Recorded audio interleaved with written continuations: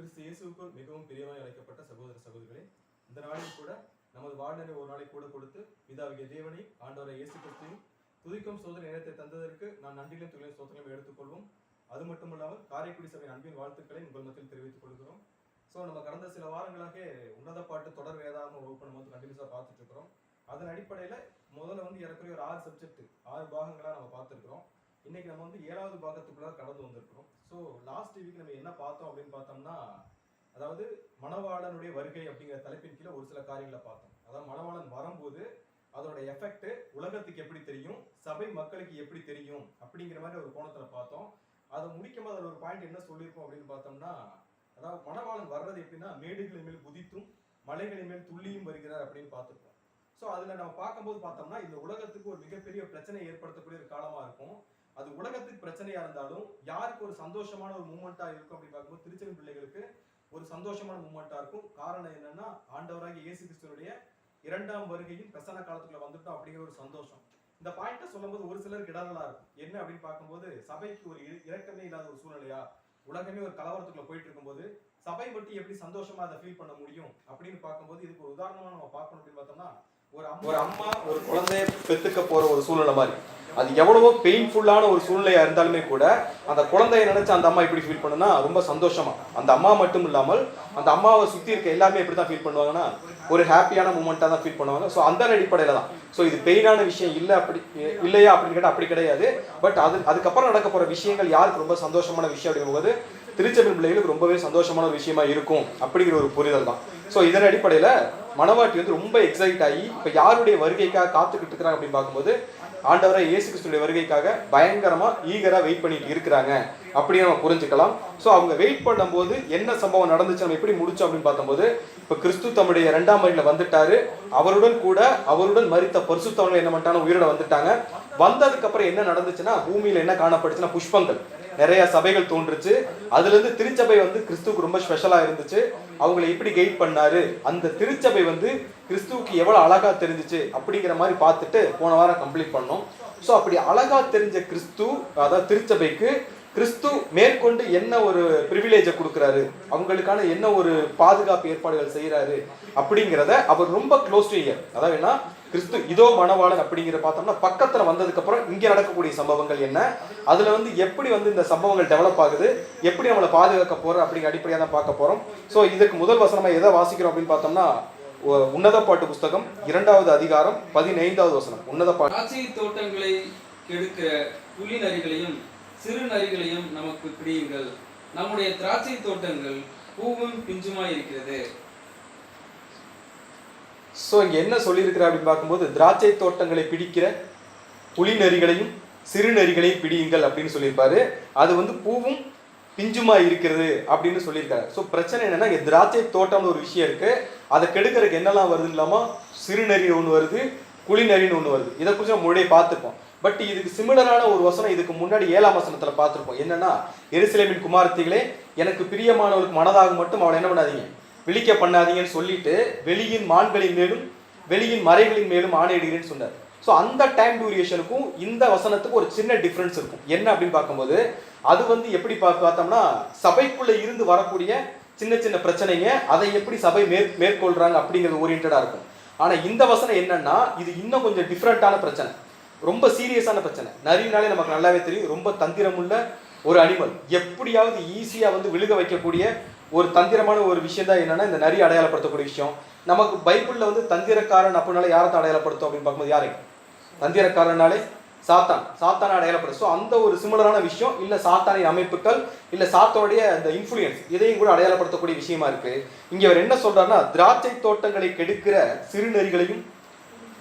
ஏன் இதை இவ்வளவு சிவியரா சொல்றாரு அப்படின்னு பார்க்கும்போது, இந்த டைம் லைன்ல என்ன பிரச்சனைனா, இந்த நரிகள் எதை கெடுத்துருமாமா, திராட்சை தோட்டத்தையே கெடுத்துரும் அப்படிங்கிறார். இப்ப முதல்ல 7ஆம் வசனத்துல பார்க்கும்போது அந்த மான்கள்கிட்ட என்ன சொல்றாருன்னா, மணவாட்டி என்ன பண்ணிடாதீங்க, எழுப்பிடாதீங்கன்றார். எழுப்புனா கூட மறுபடியும் என்ன பண்ணிடலாம், தூங்க வைக்கிறதுக்கான ஒரு வாய்ப்பு இருக்கு. ஆனா இந்த இடத்துல இந்த சிறுநரியோ புலிநரியோ போயிட்டு அந்த திராட்சை தோட்டத்துல வேற புடுங்கி சாத்திருச்சு அப்படின்னா அதுக்கப்புறம் என்ன பண்ண முடியாது. அந்த டைம்ல சபைக்கு வர பிரச்சனையோட மதிப்புக்கும் இந்த டைம்லைன்ல சபைக்கு வர பிரச்சனையோட மதிப்புக்கு வித்தியாசம் இருக்கு. என்ன வித்தியாசம்னா, அந்த டைம்லைன் என்னன்னா கிறிஸ்துவுடைய முதலாம் வருகையின் ஆரம்ப காலத்துல நடக்கக்கூடிய ஒரு சம்பவம். இந்த டைம்லைன் என்னன்னா கிறிஸ்துவுடைய பிரசன்ன காலத்துல நடக்கக்கூடிய சம்பவம். இந்த டைம்லைன்ல சாத்தானுக்குரிய முக்கியமான ப்ரையாரிட்டி என்னன்னா சபையை எப்படியாவது என்ன பண்ணியாகணும், விழுக வச்சே ஆகணுங்கிற ஒரே ப்ரையாரிட்டி. அதுக்கு அவன் எல்லா விதமான விஷயங்களையும் யாருக்கு யூஸ் பண்ணுவான்னு ஆப்போசிட்டா, சபைக்கு ஆப்போசிட்டா யூஸ் பண்ணுவான். தமிழ் ஒரு பழமொழி சொல்லுவாங்கல்ல, அணைய போற விளக்கு தான் ரொம்ப பிரகாசமா எரியும்னு சொல்லுவாங்க. அது மாதிரி நம்ம இதுல ஜட்ஜ்மெண்ட் டே சப்ஜெக்டோட படிச்சிருக்கோம், நியாயத்தீர்ப்பினால் சப்ஜெக்ட்ல படிச்சிருக்கோம். என்ன படிச்சிருக்கோம் அப்படின்னு பார்த்தோம்னா, சாத்தானை கட்டி வச்சாச்சு, இருந்தாலும் கூட அவனோட அந்த இன்ஃப்ளூயன்ஸ், அவனோட அந்த ஆளுமை இன்னும் எங்கே இருக்கு அப்படின்னு பார்க்கும்போது இந்த பிரபஞ்சத்துல இருந்துட்டே இருக்கு. எப்படியாவது இப்ப பிதாவிக தேவனிடத்துல சேரக்கூடிய பிள்ளைகளை அவங்கள வழி தப்பி போகணுங்கிறத அவனோட முழுமையான ஒரு நோக்கமாவே இருக்கு அப்படிங்கிற பார்த்துருப்போம். ஸோ அதுக்கு அவன் யூஸ் பண்ற ஒரு டெக்னாலஜி என்ன அப்படின்னு பார்க்கும்போது இந்த சிறுநெறி, இந்த குளிநெறி அப்படிங்கிற ஒரு விஷயம். ஸோ இது எதை அடையாளப்படுத்தும் அப்படின்னு பார்க்கும்போது நம்ம நல்லாவே தெரியும். திராட்சை தோட்டம் அப்படிங்கிறது யார் அடையாளப்படுத்தும்? நம்ம படிச்சிருப்போம், எதனா யோவான்ல படிச்சிருப்போம். என்ன படிச்சிருப்போம்? நான் திராட்சை செடி, நீங்கள் என்ன?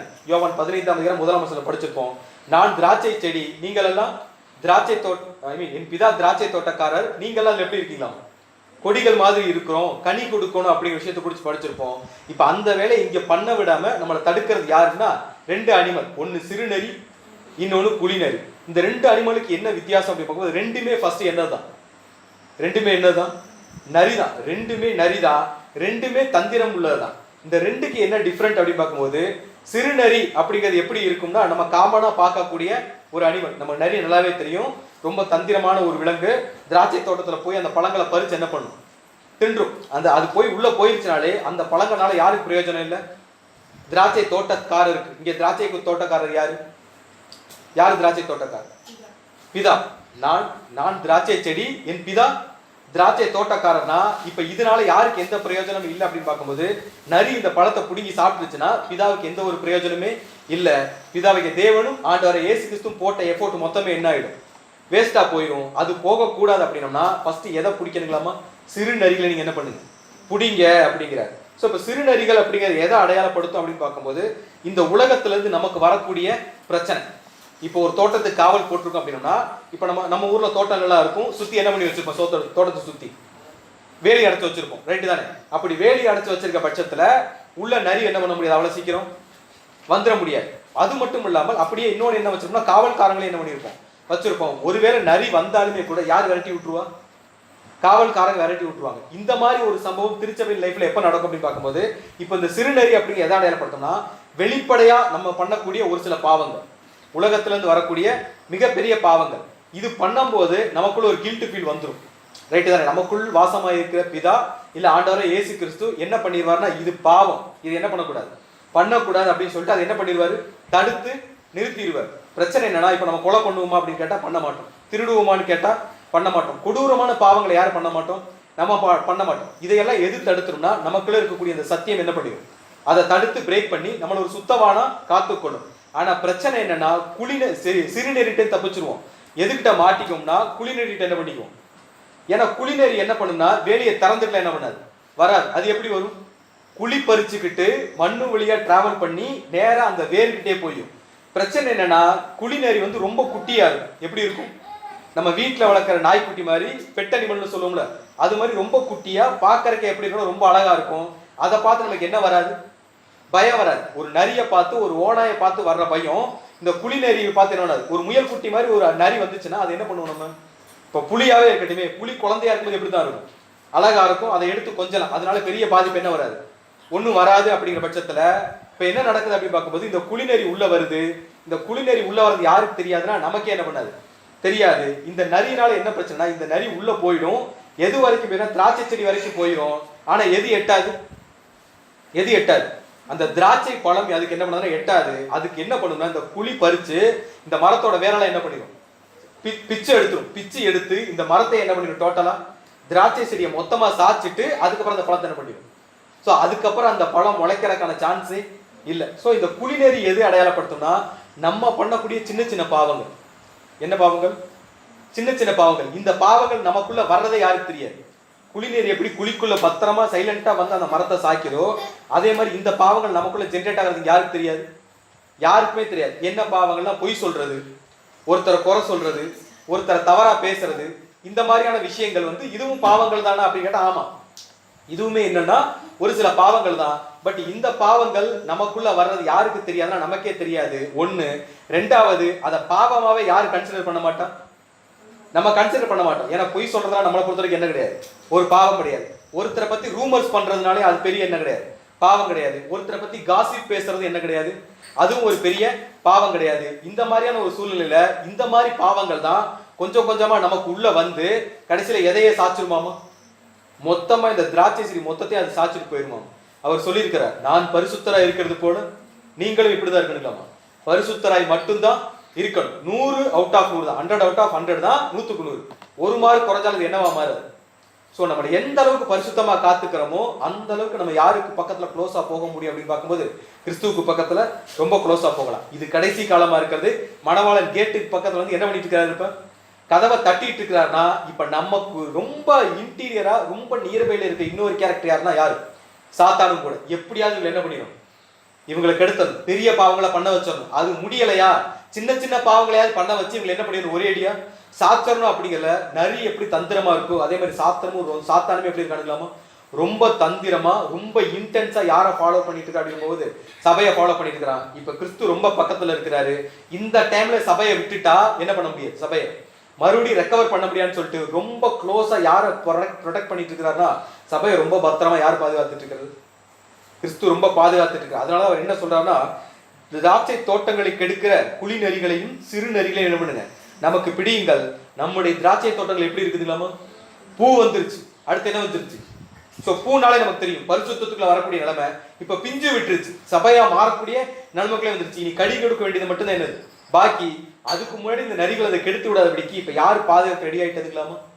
ஸோ அந்த அளவுக்கு சபைக்கு வந்து யார் பாதுகாப்பு கொடுக்கறது அப்படின்னு ஆண்டவராகிய இயேசு கிறிஸ்து ரொம்ப க்ளோஸா வாட்ச் பண்ணிட்டு இருக்கிறாரு. அப்படின்ற ஒரு பட்சத்துல இப்ப யோசிச்சு பாருங்களேன், ஒரு சின்ன சின்ன பாவம் பண்ணும்போது கூட நமக்குள்ள ஒரு கில்ட் ஃபீல் வருது, ஒரு குற்ற உணர்ச்சி வருது அப்படின்னா நம்ம கூட யார் இருந்துட்டு இருக்கிறது, நம்ம கிறிஸ்து கூட இருந்தா மட்டும்தான் நம்ம பண்றது பாவம்னே நமக்கு என்ன தெரியும். அவர் சொல்றல, உங்க உலகத்துக்கு நீங்க எப்படி இருக்கு, அவரும் இப்படித்தான் இருக்க, நான் உலகத்திற்கு ஒளியாகி இருக்கிறேங்கிற அந்த ஒளியில இருந்தா மட்டும்தான் நம்ம இருட்டுக்குள்ள இருக்கிறோமா இல்ல வெளிச்சத்துக்குள்ள இருக்கிறோமா யாருக்கு தெரியும். ஸோ நம்ம பண்ணக்கூடியது பாவம் தான், இந்த பாவம் நம்ம பண்ணக்கூடாது அப்படிங்கிற சிந்தனை வந்துருச்சு அப்படின்னாலே நம்ம கூட யார் இருக்கிறா, ஆண்டவராகிய இயேசு கிறிஸ்துடைய கைடன்ஸுக்குள்ள இல்ல அவருடைய சர்க்கம்டன்ஸ்க்குள்ள இல்ல அந்த வேலிக்குள்ளதான் இந்த திராட்சை செடி என்ன பண்ணிட்டு இருக்கு, இருந்துட்டு இருக்கு. நம்ம புரிஞ்சுக்கலாம். இப்படி இருந்துட்டு இருக்கோங்கிறது என்னைக்கு மணவாட்டிக்கு தெரியுதோ அப்ப மணவாட்டி சொல்லக்கூடிய ஒரு ஸ்டேட்மெண்ட் என்ன அப்படின்னு பார்க்கும்போது வாசிக்கலாம். உன்னத பாட்டு 2வது அதிகாரம் 16வது வசனம். என்னுடையவர், நான் அவருடையவள், அவர் லீலி புஷ்பங்களுக்குள்ளே மேய்கிறார்.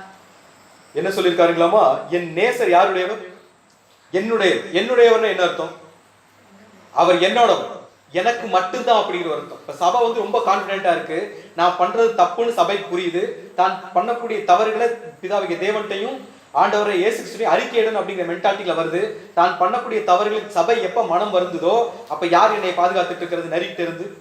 கிறிஸ்து என்னை பாதுகாத்துருக்கான்னு சபைக்கு தெரிய ஆரம்பிச்ச உடனே சபை என்ன சொல்லுதுன்னா, என் நேசர் என்னுடையவர். ஏன்னா அவர் என்ன பண்ணிட்டு இருக்கிறார், என்னை அவர் என்ன பண்ணிட்டு ப்ரொடெக்ட் பண்ணிருக்காரு. அந்த உலகத்துல எவ்வளவோ பேர் இருந்தாலும் என்னை அவர் நேசிச்சு என்னை சுத்தி என்ன பண்ணிட்டு இருக்கிறாரு, வேலை அடிச்சு. சபை வந்து பிடிவாதமா சொல்லுது, என்னை என்ன பண்ண மாட்டாரு, விட்டு கொடுக்கவே மாட்டார், என்னை என்ன பண்ண மாட்டார், விட்டுட்டு போயிடவே மாட்டான்னு சொல்லிட்டு சபை ரொம்ப ஸ்ட்ராங்கா சொல்லக்கூடிய விஷயம் தான், என் நேசர் யாருடையவர், என்னுடையவர், எனக்கானவர் மட்டும்தான், எனக்கு மட்டும்தான் அவர் மணவாளன் அப்படிங்கிறத ஸ்ட்ராங்கா இப்ப என்ன பண்ணுதுன்னா சபையை பிலீவ் பண்ண ஆரம்பிக்கிறாங்க. ஸோ சொல்லக்கூடிய விஷயம் என்னன்னா, என் நேசர் என்னுடையவர், நான் யாருடையவர், நான் மட்டும்தான் யாரு. அவருக்கு வந்து எவ்வளவோ பேர் மனைவிகளா இருந்தாலுமே கூட அவர் மனைவியா கன்சிடர் பண்ற கேரக்டர் யாரு. உலகத்துல எத்தனையோ சபை இருந்தாலுமே கூட திருச்சபைங்கிறது எத்தனை தான், ஒன்னே ஒண்ணுதான். அது யாரு மட்டும்தான், நான் மட்டும்தான். ஏன்னா அவர் யாரை சுத்தி வேலி அடைச்சிருக்கிறாரு, என்ன சுத்தி என்ன ப்ரொடெக்ட் பண்றாரு. ஏன் பின்னாடியே யார் டிராவல் பண்ணிட்டு இருக்காருன்னா ஆண்டவராகிய இயேசு கிறிஸ்து டிராவல் பண்றான்னு சொல்லிட்டு, என் நேசர் என்னுடையவர், நான் அவளுடையவர். அவர் எங்க மேய்றாருன்னா அவர் லீலி புஷ்பங்களுக்குள்ள என்ன பண்ணிட்டு இருக்காரு, மேய்ஞ்சிட்டு இருக்காரு. லீலி புஷ்பம் தெரியும், பரிசுத்தமான நிலைமை. சபை பரிசுத்தமாக இருந்தா மட்டும்தான் யார் அங்க இருப்போம். ஸோ பரிசுத்தவானவங்களுக்கு மட்டும்தான் சபை இருக்குது. பரிசுத்தவானவங்களுக்கு அவங்களுக்குள்ள மட்டும்தான் யாரு கூட இருப்பார்களாமோ. பைபிள படிச்சிருப்போம், எங்க 2-3 பேர் ஒன்னா சேர்ந்து தேவனுடைய நாமத்தை குறித்து டிஸ்கஸ் பண்றோமோ அவங்களோட யார் இருப்பாங்க, அவர் இருப்பார். அவர் எங்கே மட்டும்தான் மேய்வார்னா லீலி புஷ்பங்களுக்கு சோ பரிசுத்தவான்கள் எங்க இருக்கிறோமோ அங்க மட்டும்தான் யாருடைய பிரசன்ஸ் இருக்குமாமா? இப்ப கிறிஸ்துவுடைய பிரசன்ஸ் இங்க இருக்குன்னா நான் பண்றது தப்புன்னு யாருக்கு நல்லா தெரியும்? எனக்கு தெரியும். அந்த குற்ற உணர்ச்சி என்னை உறுத்தும். அந்த தப்பை மறுபடியும் என்ன பண்ண மாட்டேன் அப்படின்னால இங்க யாரு இருக்கிறது? சோ அந்த அளவுக்கு ஸ்ட்ராங்கா சொல்லிட்டு மேற்கொண்டு சபை என்ன சொல்லுது ஆரம்பிக்க அப்படின் போது 17ஆம் வசனம் வாசிக்கலாம். உன்னத பாட்டு 2ஆம் அதிகாரம் 17ஆம் வசனம். என் நேசரே, பகல் குளிர்ச்சியாகி நிழல் சாய்ந்து போகும் வரைக்கும் நீ திரும்பி குன்றும் பிளப்புமான கண்மலைகளில் குதித்து வரும் கலைமானுக்கும் மலைகளில் குட்டிக்கும் சமானமாயிரும். சோ இது யாருடைய எதிர்பார்ப்பு அப்படின்னு பார்க்கும்போது யாருடைய எதிர்பார்ப்பு? சோ நீங்க என்னை பாதுகாக்கிறீங்க. எதுல இருந்தெல்லாம் பாதுகாக்கிறீங்கன்னா நம்ம உலகத்துல இருந்து வரக்கூடிய பிரச்சனை. என்னென்ன பிரச்சனை? நம்ம 2 நெறி பார்த்தோம். ஒன்னு புலிநெறி, இன்னொன்னு சிறுநெறி. புலிநெறி அப்படின்னு பார்க்கும்போது நம்ம தீமோத்தேயுல படிச்சிருக்கோம். ஒரு வசனம் வாசிக்கலாம். 2 தீமோத்தேயு 3ஆவது அதிகாரம் 1 முதல் 6 வசனங்கள். 2 தீமோத்தேயு 3ஆவது அதிகாரம் 1 இருந்து 6 வசனம். மேலும் கடைசி நாட்களில் கொடிய காலங்கள் வருமென்று அறிவாயாக. எப்படியெனில் மனுஷர்கள் தற்பிரியராயும் பணப்பிரியராயும் வீம்புக்காரராயும் அகந்தை உள்ளவர்களாயும் நன்றி அறியாதவர்களாயும் பரிசுத்தம் இல்லாதவர்களாயும் சுபாவ அன்பில்லாதவர்களாயும் இணங்காதவர்களாயும் அவதூறு செய்கிறவர்களாயும் இச்சையடக்கம் இல்லாதவர்களாயும் கொடுமை உள்ளவர்களாயும் நல்லோரை பகைக்கிறவர்களாயும் துரோகிகளாயும் துணிகரம் உள்ளவர்களாயும் இருமாப்புள்ளவர்களாயும் தேவ பிரியராயிராமல் சுகபோக பிரியராயும் தேவ பக்தியின் வேஷத்தை தரித்து அதன் பலனை மறுதலிக்கிறவர்களாயும் இருப்பார்கள். சோ இது எல்லா பாவத்தும் இங்க இருந்தா வெளியே இருந்து வரக்கூடிய என்ன நெறி? இந்த பாவனை நம்ம அவ்வளவு சீக்கிரம் பண்ணிடுவோமான்னு கேட்டா, பொருளாசை, விக்கிரகாராதனை, இந்த மாதிரியான காரியங்கள் நம்ம பண்ணிடுவோமான்னு கேட்டா பண்ணிட மாட்டோம். ஆனா சின்ன சின்ன பாவங்கள் என்ன பண்ணிடுவோம்? சோ இந்த உலக காரியத்துக்குரிய இந்த பெரிய பாவத்துல இருந்து நம்மளை யாரு பாதுகாக்கிறதுனா ஆண்டவரை இயேசு கிறிஸ்து நம்ம ப்ரொடெக்ட் பண்றாரு. அவருடைய ஈடுபலியை பேஸ் பண்ணி உலகத்துல இருந்து வரக்கூடிய பாவங்கள்ல இருந்தும் நம்முடைய மாமிச இச்சைகள் இருந்து நம்மளை யார் பாதுகாக்கிறது? சோ அது எதுல இருந்து அப்படின்னு பார்க்க இன்னொரு வசனோட வாசிக்கலாம். பிரசங்கி 5ஆவது அதிகாரம் 6ஆம் வசனம். பிரசங்கி பாவத்துக்குள்ளாக உன் வாய்க்கு இடம் கொடாதே, அது புத்தி பிசகினால் செய்தது என்று தூதனுக்கு முன் சொல்லாதே. தேவன் உன் வார்த்தைகளினாலே கோபம் கொண்டு உன் கைகளின் கிரியையை அழிப்பானேன். சோ இங்க சாலமோன் ராஜாவே என்னதான் சொல்லியிருக்காரு அப்படின்னு பார்க்கும்போது, உன் மாமிசத்தை எதுக்குள்ளாக இடம் கொடுக்க கூடாதுங்களாமா? பாவத்துக்குள்ளாக. பிரச்சனை என்னன்னா நம்ம வெளியேந்து வரக்கூடிய பெரிய பாவங்கள் என்ன பண்ணிட மாட்டோம். ஒருத்தரை கொலை செய்யறது, ஒரு இடத்துல போய் திருடுறது, பிறனுக்கு விரோதமா பொய் சாட்சி சொல்றது, இந்த மாதிரியான பெரிய விஷயங்களை யாரும் பண்ண மாட்டோம். நியாயப்பிரமாணம் படிச்சவங்களை விபச்சாரம் பண்ணாது இருப்பாயாக, வேசித்தனம் பண்ணாது இருப்பாயாக, பிறனுடைய பொருளை இச்சையாது இருப்பாயாக, இந்த மாதிரியான பெரிய விஷயங்கள் என்ன பண்ணிட மாட்டோம். விக்கிரகாராதனை இதெல்லாம் நம்ம பண்ணிட மாட்டோம். இதுக்காக நம்ம பாதுகாத்துக்குவோம். ஆனா குளிநெறிட்டு என்ன பண்ணிக்குவோம்?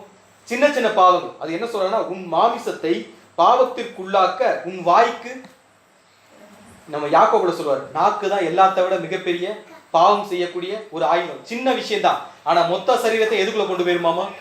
பாவத்துக்குள்ள கொண்டு போயிடும் அப்படிங்கிறாரு. இப்ப பிரச்சனை என்னன்னா, உன் மாமிசத்தை பாவத்துக்குள்ளாக்க உன் வாய்க்கு என்ன கொடுத்துறாத? இடம் கொடுத்துறாங்க. அது புத்தி பிசகினால் செய்தது என்று யாருக்கு முன்னாடி காரணம் சொல்லக்கூடாதுங்களாமா? தூதனுக்கு முன்னாடி. எந்த தூதனுக்கு முன்னாடி? நியாயத்திற்பின்னால பிதாகிய தேவனுக்கோ இல்ல ஆண்டவராகிய இயேசு கிறிஸ்துக்கு முன்னாடி நம்ம என்ன பண்ணிட முடியாது, காரணம்லாம் சொல்லிட்டு இருக்க முடியாது. அங்க தப்புனா என்னதுதான்? அது தப்பு தான். பொய் சொல்லாதேனா சொல்லாத, பழத்தை சாப்பிடாதேனா சாப்பிடாத, அவ்வளவுதான். அங்க போயிட்டு நம்ம ரீசலை பண்ணிட்டு இருக்க முடியாது, சொல்லிட்டு இருக்க முடியாது. ஸோ வெளியே இருந்து வரக்கூடிய பாவங்களை நம்ம ஈஸியா மேனேஜ் பண்ணிடுவோம். பட் நமக்குள்ள வரக்கூடிய பாவங்கள், கண்களின் இச்சை, மாமிசத்தின் இச்சை, ஜீவனத்தின் பெருமை, இந்த விஷயத்தை நம்ம ஈஸியா மேற்கொள்ள முடியுமா அப்படின்னு கேட்டா ரொம்ப பேர் விழுந்து போற ரீசன் என்னன்னா இதுதான். கண்களின் இச்சையில நம்ம என்ன பண்ண முடியாது, தப்பிக்க முடியாது. மாமிசத்துக்கு ஒரு சில இச்சைகள் இருக்கும், அதுல இருந்து என்ன பண்ண முடியாது. ஜீவனத்தின் பெருமை, நான் இப்படி பண்ணணும், நான் அப்படி பண்ணணும், நம்மளுடைய செல்ஃப் ரெஸ்பெக்ட், சுய நம்மளுடைய செல்ஃப் growth, நம்ம ஹெல்த், வெல்த், இதுலயே நம்ம கான்சென்ட்ரேஷன் பண்ணிட்டு இருந்தோம்னாலுமே நம்ம என்ன பண்ணிடுவோம். ஸோ பெரிய பெரிய பாவங்கள்ல இருந்து நம்மளை பாதுகாக்க ஆரம்பிச்சிட்டு இருக்கிறார், அது நமக்கு நல்லாவே தெரியும். ஆனா சின்ன சின்ன பாவங்கள், ஒரு பொய் பேசும்போது கூட ஒரு குற்ற உணர்ச்சி வருதுன்னா நம்மளை யார் ப்ரொடெக்ட் பண்ணிட்டு இருக்கிறது? யார் ப்ரொடெக்ட் பண்ணிட்டு இருக்கிறது? அவர் ப்ரொடெக்ட் பண்ணிட்டு இருக்கிறார். ஒருத்தர் குறை சொல்ல போதும்போது, ஒருத்தர் குறை சொல்ல போறோம் அப்படின்னா அப்ப நமக்கு ஒரு குற்ற உணர்ச்சி வருதுன்னா நம்மளை யார் பாதுகாத்துட்டு இருக்கிறது? ஸோ என்னைய வழி தப்பி போயிடாம அவருடைய ஆடுகளா வச்சு பிதா ஆண்டவரை இயேசு நம்ம கைட் பண்றாரு அப்படின்னாலே நம்ம பின்னாடி யார் இருக்கிறதுனா ஆண்டவராகிய இயேசு கிறிஸ்து இருக்கிறார். அப்படின்னு பட்சத்துல மனவாட்டி ரொம்ப ஸ்ட்ராங்கா சொல்றாங்க, அவர் யாருடையவர்? என்ன மட்டும் அவர் பார்த்துட்டே இருக்கிறான்னு ரொம்ப ஸ்ட்ராங்கா சொல்லிட்டு இப்ப ஈகரா வெயிட் பண்ணிட்டு இருக்காங்க. ஏன்னா நம்மளை பார்த்துட்டு இருக்கிற ஒருத்தர், என்னை எல்லாத்துலயும் காப்பாத்துற ஒருத்தர், என்ன பார்க்க என்ன பண்ணிட்டு இருக்கிறாரு, வந்துட்டு இருக்கிறார் அப்படின்னா இப்ப ரொம்ப பக்கத்துல வந்துட்டார், அதாவது கதவுக்கு வெளியே நிக்கிறார். இப்ப நான் அவரை பார்த்தே ஆகணும்னு சொல்லிட்டு சபை ரொம்ப ஈகரா வெயிட் பண்ணிட்டு இருக்கும் போது சொல்லக்கூடிய வசனம் தான் என்ன வசனம்னா 2ஆம் அதிகாரம் கடைசி வசனம் படிக்கும் போது, என் நேசர் என்னுடையவன் சொல்லிட்டு, என் நேசரே பகல் குளிர்ச்சியாகி நிழல் சாய்ந்து போகும் வரைக்கும் நீர் திரும்பி குன்றும் பிளப்புமான கண்மலையின் மேல் குதித்து வரும் கலைமானுக்கும் மறைகளின் குட்டிக்கும் எப்படி இருக்குங்களாமா? அவரை எதுக்கு ஈக்குவலா சொல்றாங்களாமா? கலைமானுக்கும் மறை குட்டிக்கும். ஸோ இதுல அந்த அம்மா சொல்ல விஷயம் என்னன்னா, ஃபர்ஸ்ட் ஒரு விட்னஸ் பண்ணிடுறாங்க. இப்ப சபையை கிறிஸ்து ஃபோக்கஸ் பண்றான்னு தெரிஞ்ச உடனே இப்ப சபை யாரை தான் ஃபோக்கஸ் பண்ணியாகும்? யாரை மட்டும் தான் ஃபோக்கஸ் பண்ணியாகும்?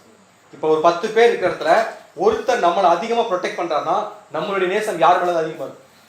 அந்த ஒரு நபர் மேல தான். 100 பேர் இருந்தால் நம்ம கண்ணுக்கு யார் தான் தெரிவா? அவர் மட்டும் தான் தெரிவார். ரைட்டு தானே? ஸோ அந்த ஒரு விஷயத்த இங்க சபா விட்னஸ் பண்ணுது. என் நேசரே, ரைட்டு தானே? அந்த அவருக்கு 1000 பேர் மனைவிகளா இருந்தாலும் அவர் என்ன மட்டும் தான் கைட் பண்றாருன்னா எனக்கும் நேசர் யார் மட்டும்தான்? அவர் மட்டும் தான். அவர் மட்டும் தான் என்ன பண்ணிட்டு இருக்கிறாரு? ப்ரொடெக்ட் பண்ணிட்டு இருக்கிறாரு. ஸோ என் நேசரேன்னு சொல்லிட்டு பகல் குளிர்ச்சியாகி, இப்ப என்ன டைம் வந்துட்டு இருக்குங்களாமா? என்ன டைம் வந்துட்டு இருக்கு? நைட் டைம் வந்துட்டு இருக்கு. பகல் என்ன ஆயிருச்சு? குளிர்ச்சியாகி நைட் டைம் வந்துட்டு இருக்கு. அப்படின்னாலே இப்ப சபைக்கு ஒரு இக்கட்டு காலம் என்ன பண்ணிட்டு இருக்குங்களாமா? பின்னாடி வந்துட்டு ஒரு இக்கட்டு காலம் வந்துட்டு இருக்கு. ஸோ நிழல் சாய்ந்து போகும் வரைக்கும் நீர் திரும்பி. இந்த வசனத்தை திருவடியில படிச்சா இன்னும் கொஞ்சம் ஈஸியா இருக்கும். அந்த அம்மா என்ன சொல்ல வருதுன்னா, சாயங்காலம் ஆக போகுது. இப்ப நம்ம வேலைக்கு போனோம் அப்படின்னா உண்மையான ஒரு நல்ல ஒரு கணவன் மனைவியா இருக்கிறாங்கன்னா சாயங்காலம் ஆயிடுச்சுனால எதை எதிர்பார்த்து காத்துட்டு இருப்பாங்க? அவங்க ஹஸ்பண்ட் எப்ப வீட்டுக்கு வருவார் அப்படிங்கிறத எக்ஸ்பெக்டேஷனா இருக்கும். ஸோ இந்த அம்மாவுடைய முழு ப்ரையாரிட்டி யார் மேல இருக்கு அப்படின்னு பார்க்கும்போது கிறிஸ்து மேல இருக்கு. இப்ப இந்த அம்மா என்ன சொல்லிச்சுன்னா, ஈவினிங் ஆயிடுச்சு. என்ன ஆயிடுச்சு? இவ்வளவு நேரம் நான் உங்களை என்ன பண்ணிட்டேன்? பிரிஞ்சு இருந்துட்டேன். என்னால உங்களை பார்க்காம இருக்கவே முடியாது. நீங்க ஃபாஸ்டா இப்ப இங்க வாங்க. ஈவினிங் ஆயிடுச்சு. இருட்டுறதுக்குள்ள நீங்க எங்க வந்துருங்க, என்கிட்ட வந்துருங்க அப்படின்னு சொல்லிட்டு ரொம்ப ஈகரங்க. யார் வெயிட் பண்ணிட்டு இருக்காரு அப்படின்னு பார்க்கும்போது யார் வெயிட் பண்ணிட்டு இருக்காரு? இந்த வெயிட்டிங் பண்ணக்கூடிய, அதாவது கிறிஸ்துவுக்காக மட்டுமே ஏங்கி காத்துட்டு இருக்க ஒரு சூழ்நிலை சபைக்கு எப்ப வரும் அப்படின்னு பார்க்கும்போது ஒரு வசனம் வாசிக்கலாம். கலாத்தியர் 5வது அதிகாரம் 24ஆம் வசனம். கலாத்தியர் 5வது அதிகாரம் 24வது வசனம். கிறிஸ்துவினுடையவர்கள் தங்கள் மாம்சத்தையும் அதன் ஆசை இச்சைகளையும் சிலுவையில் அறைந்திருக்கிறார்கள். என்ன பண்ணிருக்கோங்களாமா? கிறிஸ்துவினுடையவர்கள் அவர்களுடைய தங்கள் மாமிசத்தையும் அதன் ஆசை இச்சைகளையும் எதில் அரைஞ்சிருக்காங்களாமா? சிலுவை. ரைட்டு தானே? இந்த சிலுவையில யார் அரைஞ்சாங்களோ அவங்களுக்கு தான் கிறிஸ்துவுடைய சத்தமும் கேட்கும், அவருடைய வருகையோட சைனும் புரியும், அவர் எப்ப வருவாருங்கிற ஏக்கமும் அந்த ஒரு ஆசை யாருக்கு மட்டும்தான் இருக்குங்களாமா? நம்முடைய ஆசைகளையும் நம்முடைய இச்சைகளையும் எதில் அரைஞ்சவங்க? யார் கூட? கிறிஸ்துவை உடையவர்கள் கிறிஸ்துவோட கூட அவருடைய சிலுவையில இது எல்லாத்தையும் என்ன பண்ணிருக்கணும்? அரைஞ்சிருக்கணும். அரைஞ்சிருந்தா மட்டும்தான் நம்முடைய திராட்சை தோட்டங்கள் எப்படி இருக்கும்? எப்படி இருக்கும்? ரொம்ப பாதுகாப்பா இருக்கும். ஸோ அந்த டைம்ல இப்ப யார் ரொம்ப வெயிட் பண்ணிட்டு இருக்கிறதுனா சபை வெயிட் பண்ணிட்டு இருக்கு. யாருக்காக வெயிட் பண்ணிட்டு இருக்கிறது? யாருக்கு வெயிட் பண்ணிட்டு இருக்கிறது? கிறிஸ்துவுக்காக ரொம்ப ஈகரா வெயிட் பண்ணிட்டு இருக்காங்க. ஸோ அது சொல்லக்கூடிய விஷயம் என்னன்னா, பகல் குளிர்ச்சியாகி அப்படின்னு. இப்ப பகல் அப்படிங்கிறது எதை அடையாளப்படுத்தோம்னா, இப்ப உன்னத பாட்டு புக்கே எந்த காலகட்டத்தை பத்தி எழுதின ஒரு புக்கு? உன்னத பாட்டு புக்கு எந்த காலகட்டத்தை பற்றி எழுதின புக்குன்னா கிறிஸ்துவுடைய 2ஆம் வருகையின் காலத்தை பேஸ் பண்ணி எழுதப்பட்ட ஒரு புக்கு. பகல்னாலே நமக்கு தெரியும். இப்ப என்ன டைம்னா, கிறிஸ்து வந்துட்டார் அப்படின்னம்னா அது என்ன டைம்? 2ஆம் வருகையின் காலம் ஆரம்பிச்ச டைம். என்ன டைம்? நடுராத்திரி. திருடன் வருகிற விதமானு சொல்லியிருக்கோம். ஸோ மிட் நைட்டுக்கு கொஞ்சம் முன்னாடி. இப்ப பகல் குளிர்ச்சி ஆகி அப்படின்னா இப்ப என்ன டைம்னா ஏறக்குறைய நியர்பை கிறிஸ்துவுடைய பிரசன்ன காலம், ராஜ்யத்துக்குள்ள கடைசி கட்டத்தில் இருக்கக்கூடிய திருச்சபையை அடையாளப்படுத்தக்கூடிய ஒரு விஷயம். இப்ப அடுத்து பெரிய ஒரு உபத்திரவ காலம் இங்க யாருக்கு வரப்போகுதுன்னா, யாருக்கு வரப்போகுது? சபைக்கு வரப்போகுது. ஆனா சபை இன்னும் யாரு கூட சேரல, போயிட்டு கிறிஸ்து கூட சேரல. இந்த கிறிஸ்து கூட சேர்றதுக்காக போராடிட்டு இருக்க சூழ்நிலை தான் சபை என்ன சொல்லுதுன்னா, பகல் குளிர்ச்சியாகி நிழல் சாய்ந்து போறதுக்கு முன்னாடியே நீங்க என்ன பண்ணிருங்க, என்னைய என்ன எங்க கூட்டிட்டு போயிருங்க, எங்க கூட்டிட்டு போயிருங்க, உங்க கூட என்னை கூட்டிட்டு போயிருங்கன்னு சொல்றதுக்கு அந்த அம்மா சொல்லக்கூடிய விஷயம் என்னன்னா, என் நேசரே பகல் குளிர்ச்சியாகி நிழல் சாய்ந்து போகும் வரைக்கும் நீர் திரும்பி குன்றும் பிளப்புமான கண்மலைகள் மேல் குதித்து வரும் கலைமானுக்கும் மறை குட்டிக்கு எப்படி இருக்கு, எப்படி இருக்கு? ஸோ அந்த அம்மா சொல்ற விஷயம் தான். முதல்ல எத்தனை வசனம் அப்படின்னு பார்க்கும்போது 8ஆம் வசனம் படிச்சிருப்போம். நீ என்னுடைய நேசர் மலைகளின் மேல் குதித்தும் மேடுகள் மேல் எப்படி வராரு, துள்ளி வரான்னு சொல்லுவோம். ஆனா இங்க சொல்லும் போது எப்படி சொல்லுவாங்க அப்படின்னு பார்க்கும்போது, நிழல் சாய்ந்து போகும் வரைக்கும் நீர் திரும்பி குன்றும் பிளப்புமான. இப்ப அது என்ன ஆயிடுச்சுக்கலாமா, இவருடைய வருகையிலோட அந்த அதிர்வுல இந்த மலை என்ன ஆயிடுச்சு, இப்ப ஓபன் ஆயிடுச்சு. முதல்ல மலையாகி இருந்தது, இப்ப பிளந்துருச்சு. ஒரு மிகப்பெரிய டிராஜடி பீரியடுக்குள்ள உலகத்தோட ராஜ்யங்கள் எல்லாமே போயிருச்சு. ரொம்ப ஃபாஸ்டா இப்ப யார் வந்துட்டு இருக்கிறதுங்களாமா, அவர் வந்துட்டு இருக்கிறாரு. அந்த ஃபாஸ்ட்டுக்கு அந்த அம்மா ஒப்பிடக்கூடிய ஒரு அனிமல் என்ன அப்படின்னு பார்க்கும்போது என்னதுக்கலாம், மான். என்ன மான்? கலைமான். ஸோ ஒரு ராஜ்யத்துல ஒரு மிகப்பெரிய டிராஜடி பீரியட் ஆரம்பிச்சிருச்சு. முதல்ல வைப்ரேட் ஆயிட்டு இருந்த ராஜ்யங்கள் கிறிஸ்து உள்ள வந்துட்டாலே அது பிளாஸ்ட் ஆக ஆரம்பிச்சு, வெடிச்சு பெரிய பெரிய பிரச்சனைகள், எல்லா நாடுகளுக்கு மத்தியிலும் ஒரு மிகப்பெரிய கலக்கம், ஒரு மிகப்பெரிய கலவரம் ஏற்படக்கூடிய சூழ்நிலையில இப்ப மணவாட்டி கிறிஸ்துவை எதிர்பார்த்து காத்துட்டு இருக்கிறாங்க. இவர் வரக்கூடிய அந்த வருகையோட வேகத்தை மணவாட்டி அனலைஸ் பண்ணி சொல்லக்கூடிய ஒரு அனிமல் தான் எந்த அனிமலுங்களும் என்னது, கலைமானுக்கு எதை ஒப்பிடுறாங்கன்னா கிறிஸ்துடைய வருகையோட வேகத்தை. முதல்ல சொல்லும் போது ஒரு அனிமல் சொல்லியிருப்பாங்க, வெளிமான்னு சொல்லியிருப்பாங்க. வெளிமான்னு நம்ம படிச்சிருப்போம். அது சமவெளி பகுதியில் வாழக்கூடிய ஒரு அனிமல், ரொம்ப ஃபாஸ்டா ஓடும். ஆனா அந்த மான்னால ரொம்ப கரடு முரடான பகுதியில் வேகமா ஓட முடியுமான்னு ஒரு கேள்வி கேட்டா என்ன பதில் சொல்லலாம்? இப்ப காரை பத்தி தெரிஞ்சவங்களுக்கு தெரியும். காரை பத்தி பார்த்தோம்னா இப்ப சாதாரண ரோட்ல ஓடுற கார் மலை பிரதேசத்துல ஓடுமான்னு கேட்டா ஓடாது. அந்த மலை பிரதேசத்துல ஓடுறதுக்குன்னு ஒரு கார் இருக்கும். அதோட இன்ஜின் கெப்பாசிட்டி, அதோட டயர் கெப்பாசிட்டி, அதோட கெப்பாசிட்டியே வேற. ஸோ தரையில சாதாரண சமவெளி பகுதியில் ஓடுற ஒரு மிஷினுக்கும் காடுகளையும் வனாந்தரத்திலையும் ஓட்டக்கூடிய ஒரு மிஷினுக்கும் உள்ள வித்தியாசம் தான் வெளிமானுக்கும் கலைமானுக்கும் இருக்கக்கூடிய வித்தியாசம். இப்ப வெளிமான் சமவெளி பகுதியில் ஃபாஸ்டா ஓடும். ஆனா கலைமான் ஓட முடியாத இடங்கள்ல கூட கலைமான் எப்படி ஓடும்னா ரொம்ப ஃபாஸ்டா ஓடும். கலைமான் நம்ம எங்க பார்க்கலாம் அப்படின்னு பார்த்தா துருவ பிரதேசங்கள் சொல்லுவாங்க. பனி அதிகமா இருக்கக்கூடிய கண்ட்ரி. பனியில நம்மளால என்ன முடியாது, வாழவே முடியாது. அங்க ரொம்ப குளிரா இருக்கும், பயங்கரமான ஒரு விஷயமா இருக்கும். நம்ம அண்டார்டிகாவுக்கு பத்தி கூட ரீசெண்டா படிச்சிருப்போம், ரைட் தான். ஸோ அந்த அளவுக்கு குளிரான பிரதேசம் கூட ஈஸியா சர்வை பண்ணக்கூடிய ஒரு விஷயம், ஒரு அனிமல் என்னன்னா கலைமான். கலைமானை இன்னொரு இடத்துல பார்த்துருப்போம். நம்ம பெயர் சபைகளை கிறிஸ்துமஸ் தாத்தாவை பத்தி பேசியிருப்போம், பார்த்துருப்போம். கிறிஸ்துமஸ் தாத்தா குழந்தைங்க கிஃப்ட் கொடுக்க ஒரு வண்டியில வருவார்னு ஒரு கதை சொல்லுவாங்க. அந்த வண்டி எது ஓட்டிட்டு போகும், எதுதான் ஓட்டிட்டு போகும்? கலைமான் தான் ஓட்டிட்டு போகும். அந்த வானத்துல பறக்கிற மாதிரிலாம் ஒரு பிக்சர் போட்டிருப்பாங்க, பார்த்துருப்போம். அந்த பிக்சருக்கு பின்னாடி கூட பேக்ரவுண்ட் என்னன்னா அவ்வளோ ஸ்பீடா எது போகுமாமா, வனாந்தரத்துல போனா கூட வானத்துல போற மாதிரியான ஒரு ஸ்பீடு எது போகும் அப்படின்னு பார்த்தா கலைமான் போகும். அதுக்கு பனி அப்படிங்கிற கவலை கிடையாது. இது வனாந்தரம் மேடும் பள்ளமா இருக்கு அப்படிங்கிற கவலை எல்லாம் கிடையாது. அதுக்கு ஒரே விஷயம் என்னன்னா பயங்கர ஸ்பீடா போகக்கூடிய ஒரு அனிமல் தான் என்னது அப்படின்னா கலைமான். ஸோ நம்ம டிராவல் பண்ண முடியாத இடத்துல கூட எந்த மாதிரி ஈஸியா டிராவல் பண்ண அப்படிங்கும்போது கலைமான் ரொம்பவே ஈஸியா டிராவல் பண்ணும். இப்ப அது மாதிரி பயங்கர ஸ்பீடா யார் வந்துட்டு இருக்கிறதுங்களாமா. ஸோ கிறிஸ்துடைய 2ஆம் வருகையின் ஆரம்ப காலத்துல உலகத்துல அழிவுக்குரிய காரியங்கள் ரொம்ப ஸ்லோவா கிராஜுவலா இருந்துச்சு, ரைட்டு தானே? அதாவது ஒரு யுத்தம் வந்துச்சுன்னா அடுத்த ஒரு யுத்தம் எப்போ வரும்னா ஒரு பெரிய டிஸ்டன்ஸ் இருக்கும், ஒரு பெரிய கேப் இருக்கும், அப்புறம் தான் வரும். ஆனா கிறிஸ்துடைய பிரசன்ன காலத்துல இப்ப ப்ராப்ளத்துக்கு பஞ்சமே இல்லாத ஒரு சூழ்நிலை. எவ்வளவு ப்ராப்ளம் பார்த்துட்டு இருக்கோம். அப்போ நம்ம முதல்ல கொரோனா பார்த்தோம். நம்ம பார்த்த பெரிய பிரச்சனை என்னன்னா கொரோனா பார்த்தோம். அதுக்கடுத்து என்ன பார்த்தோம்னா நிறைய வார் பார்த்தோம். ஒரு நிலநடுக்கம் பார்த்தோம், ஒரு பஞ்சகாலம் பார்த்தோம், அதுக்கடுத்து ரஷ்யா உக்ரைன் வார் பார்த்தோம். இப்ப என்ன வார் பார்த்துட்டு இருக்கிறோம், இஸ்ரேலுக்கும் இந்த பாலஸ்தீனியர்கள் நடக்கக்கூடிய ஒரு வார். இப்படின்னு பார்த்துட்டு கண்டினியூஸா இப்ப என்ன நடந்துட்டு இருக்குங்களாமோ, என்ன நடந்துட்டு இருக்கு, அடுத்தடுத்து பிரச்சனை, அடுத்தடுத்து ப்ராப்ளம் சொல்லிட்டு இந்த உலகம் கண்டினியூஸாக ஒரு அதிர்வுக்குள்ளேயும் ஒரு கலவரத்துக்குள்ளேயும் இருக்கிறத தான் இப்ப யாருடைய வருகை ரொம்ப ஃபாஸ்ட் ஆயிட்டு இருக்குன்னு சபை சொல்லுது அப்படின்னு பார்க்கும்போது கிறிஸ்துடைய வருகை ரொம்பவே ஃபாஸ்ட் ஆயிடுச்சு. காரணம் என்னன்னா இந்த உலகம் இப்ப கண்டினியூஸா எதுக்குள்ள உட்காந்துருக்குன்னா சமாதானம்ங்கிற ஒரு விஷயமே இல்ல. எல்லா பக்கமும் பிரச்சனை, கண்டினியூஸாவே பிரச்சனை ஸ்பீடா ஆயிட்டு இருக்கு. அப்படின்னாலே யாருடைய வருகை ஸ்பீட் ஆயிட்டு இருக்கு. ஸோ மணவாளன் ரொம்ப க்ளோஸ்ல வந்துட்டாரு. நீங்க இப்ப எதுக்கு நியர்பைல இருக்கிறீங்க அப்படின்னு பார்க்கும்போது இந்த மான் எப்படி சூழ்நிலையை தனக்கு சாதகமா பயன்படுத்திக்குதோ, தனக்கு முன்னாடி எவ்வளவு பெரிய பிரச்சனை இருந்தா அது எப்படி ஈஸியா ஓவர் கம் பண்ணி போகுதோ, அது மாதிரி இந்த ராஜ்யம் மொத்தத்தையும் பிரேக் பண்ணி இப்ப யாருடைய ராஜ்யத்தை இங்க ஸ்தாபிச்சுட்டு இருக்கிறீங்க. அது எவ்வளவு பெரிய மலையா இருந்தாலும் சரி, எவ்வளவு பெரிய மேடா இருந்தாலும் சரி, எவ்வளவு பள்ளமா இருந்தாலும் சரி, எவ்வளவு முள்செடியா இருந்தாலும் சரி, கலைமானுக்கு என்ன கிடையாது, பிரச்சனை கிடையாது. அந்த இடம் அதோட கோட்டை. எந்த இடம்? அந்த வனாந்தரமோ அந்த மேடோ அந்த பள்ளமோ யாருடைய கோட்டை?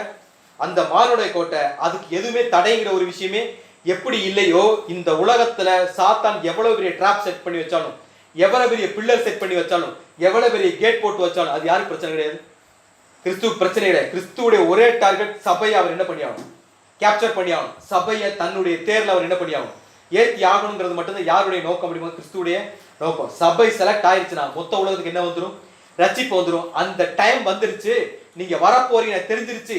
இப்ப ஈவினிங் வரப்போகுது. என்ன வரப்போகுது, ஒரு மகா உபத்திரவ காலம் வரப்போகுது. நான் திருச்சபையா இருக்கிறேன் அப்படின்னு அவர் சொல்லியிருப்பார். உபத்திர காலம் வர்றதுக்கு முன்னாடி யார் எடுத்துக்கொள்ளப்படுவா? சபை எடுத்துக்கொள்ளப்பட்டும் நீங்க சொல்லியிருக்கீங்க. நான் சபை ஆயிட்டேன், நான் நம்புறேன், நான் உங்களை மட்டும்தான் நேசிக்கிறேன், நீங்க மட்டும்தான் என் நேசர், என் பின்னாடி நீங்க இருக்கிற நான் நம்புறேன், தயவு செஞ்சு என்ன பண்ணுது. ஈவினிங்குள்ள என்கிட்ட என்ன பண்ணிருங்க, வந்து என்ன பண்ணிருங்க, உங்களோட சேர்த்துக்கங்க. உங்க ஸ்பீடை நான் எது கம்பேர் பண்ணனா, அந்த மாடுக்கு இந்த உலகம் சாத்தானுடைய கட்டுப்பாட்டுக்குள்ள சாத்தானுடைய கண்ட்ரோல்ல இருந்தாலுமே கூட என்டையர் பிரபஞ்சத்துக்கும் இன்க்ளூடிங் சாத்தானுக்குமே யார் தான் ராஜா? அவர் தான் பிரதான தூதனாகிய மைக்கேல். இந்த அம்மா இதுல சொல்ல வர விஷயம் என்னன்னா, ரெண்டு விஷயம் மென்ஷன் பண்ணிருப்பாங்க. முதல்ல வெளிமான், இந்த பக்கம் சொல்லும் போது கலைமான். வெளிமான்னா சமவெளி பகுதியில ரொம்ப டீசென்டா சின்ன சின்ன விஷயங்களுக்குள்ள ஃபாஸ்டா ஓடக்கூடிய ஒரு அனிமல். அது எதை அடையாளப்படுத்தணும்? ஆண்டவரை இயேசு முதலாம் வருகிற அவர் எப்படி இருந்தாரு? ரொம்ப அன்பா, ரொம்ப கைண்டா, ரொம்ப இரக்கமா, ரொம்ப கருணையா அப்படி இருந்த ஒரு கேரக்டர். ஆனா கலைமான் அப்படிங்கிறது வனாந்தரத்தை பிளாஸ்ட் பண்ணக்கூடிய ஒரு அனிமல். இது யாரை அடையாளப்படுத்தோம்னா பிரதான தூதனாகிய மிகாவேல். இப்ப கிறிஸ்து வர்றது கரெக்டா இருக்குமா? ரெண்டாம் வருகையில கிறிஸ்து வர்றது கரெக்டா இருக்குமா? கிறிஸ்துவா வர்றது கரெக்டா இருக்குமா இல்ல மைக்கேலா வர்றது கரெக்டா இருக்குமானா, சபைக்கு கிறிஸ்து வேணும், சபைக்கு கிறிஸ்து வேணும், உலகத்துக்கு மைக்கேல் வேணும். உலகத்தை ஆக்கிபை பண்ணணும் அப்படின்னா, உலகத்தை கண்ட்ரோல் பண்ணணும் அப்படின்னா, உலகத்தை ரூல் பண்ணணும் அப்படின்னா, சாத்தானை தன் காலின் கீழ் முதிக்கணும் அப்படின்னா யார் தான் வரணும்? சோ இப்ப நீங்க வெளிமானா வரல, எப்படி வர்றீங்க? கலைமான். இது எவ்வளவு பெரிய வனாந்தரமா இருந்தாலும் அதை யாரோட காலு கீழே கொண்டு வர முடியும்? கலைமானோட காலுக்கு அது பஞ்சு மெத்ததான், ரைட் தானே? ஈஸியா கடந்து போற மாதிரி இப்ப வர்றது மைக்கேலும் வராரு, அதே நேரத்தில் ஆண்டவராகிய இயேசு கிறிஸ்து. நீங்க ரெண்டுமா வர்றீங்கிறத இந்த அம்மா என்ன சொல்லுதுன்னா, நீர் கலைமானுக்கும் மறை குட்டிக்கு என்னவாரு சமானமா இருங்க அப்படிங்கிறத ரொம்ப எக்ஸைட்டா இங்க யாரு பேச ஆரம்பிக்கிறதுனா, மணவாட்டி பேச ஆரம்பிக்கிறாங்க. இவ்வளவு ஒரு எக்ஸைட்டு, இவ்வளவு ஒரு ஏக்கம் யாரு மேல எப்ப வரும்? இவ்வளவு ஒரு எக்ஸைட்டு, இவ்வளவு ஒரு ஏக்கம் யாரு மேல எப்ப வரும்? பிரிஞ்சு இருக்கும் போது. நான் மணவாளனை பார்த்து ரொம்ப நாள் ஆச்சு, நைட் டைம் வரைய போது நான் ஒரு பாதிப்புக்குள்ள போக போறேன், என்னை எப்படி அதை என்ன பண்ணுங்க, பாதுகாத்துங்க அப்படிங்கிற ஒரு ஏக்கத்துல சபை சொல்லக்கூடிய விஷயம். இந்த ஏக்கத்தை சபை எப்படி கன்வே பண்றாங்க? யாருக்கு? யாருக்கு? ஆண்டவராகிய இயேசு கிறிஸ்துக்கு சபை எப்படி கன்வே பண்றாங்க அப்படின்னு பார்க்கும்போது ஒரு வசனம் வாசிக்கலாம். உன்னத பாட்டு 3வது அதிகாரம் 1வது வசனம். உன்னத பாட்டு 3:1. ராக்காலங்களில் என் படுக்கையிலே என் ஆத்ம நேசரை தேடினேன், தேடியும் நான் அவரை காணவில்லை. என்ன சொல்லிட்டாங்களாமா?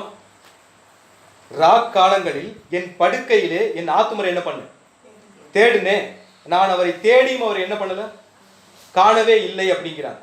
ஸோ ராக்காலங்கள்ல என் படுக்கையில் தேடினேன்னா அந்த அம்மா என்ன சொல்ல வரான்னா, இதுக்கு முன்னாடி நான் ஒரு பெரிய டிராஜடி பீட்டுக்குள்ள இருந்தேன். யாரு? சபை சொல்லுது, இதுக்கு முன்னாடி ஒரு நைட் டைம் இருந்துச்சு. சபைக்கு நைட் டைம் எப்போ?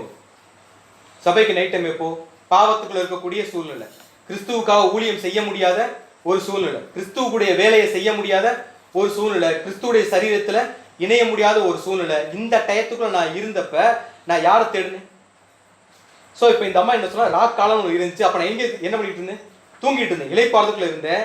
இப்போ நம்ம ஒரு இடத்துல தூங்கிட்டு இருக்கோம்னு வச்சுக்கோமே, நம்ம கூடவே ஒருத்தர் இருக்கிறாருன்னு ஒரு ட்ரீம்ல தூங்கிட்டு இருக்கோம். என்ன பண்ணிட்டு இருக்கிறோம்?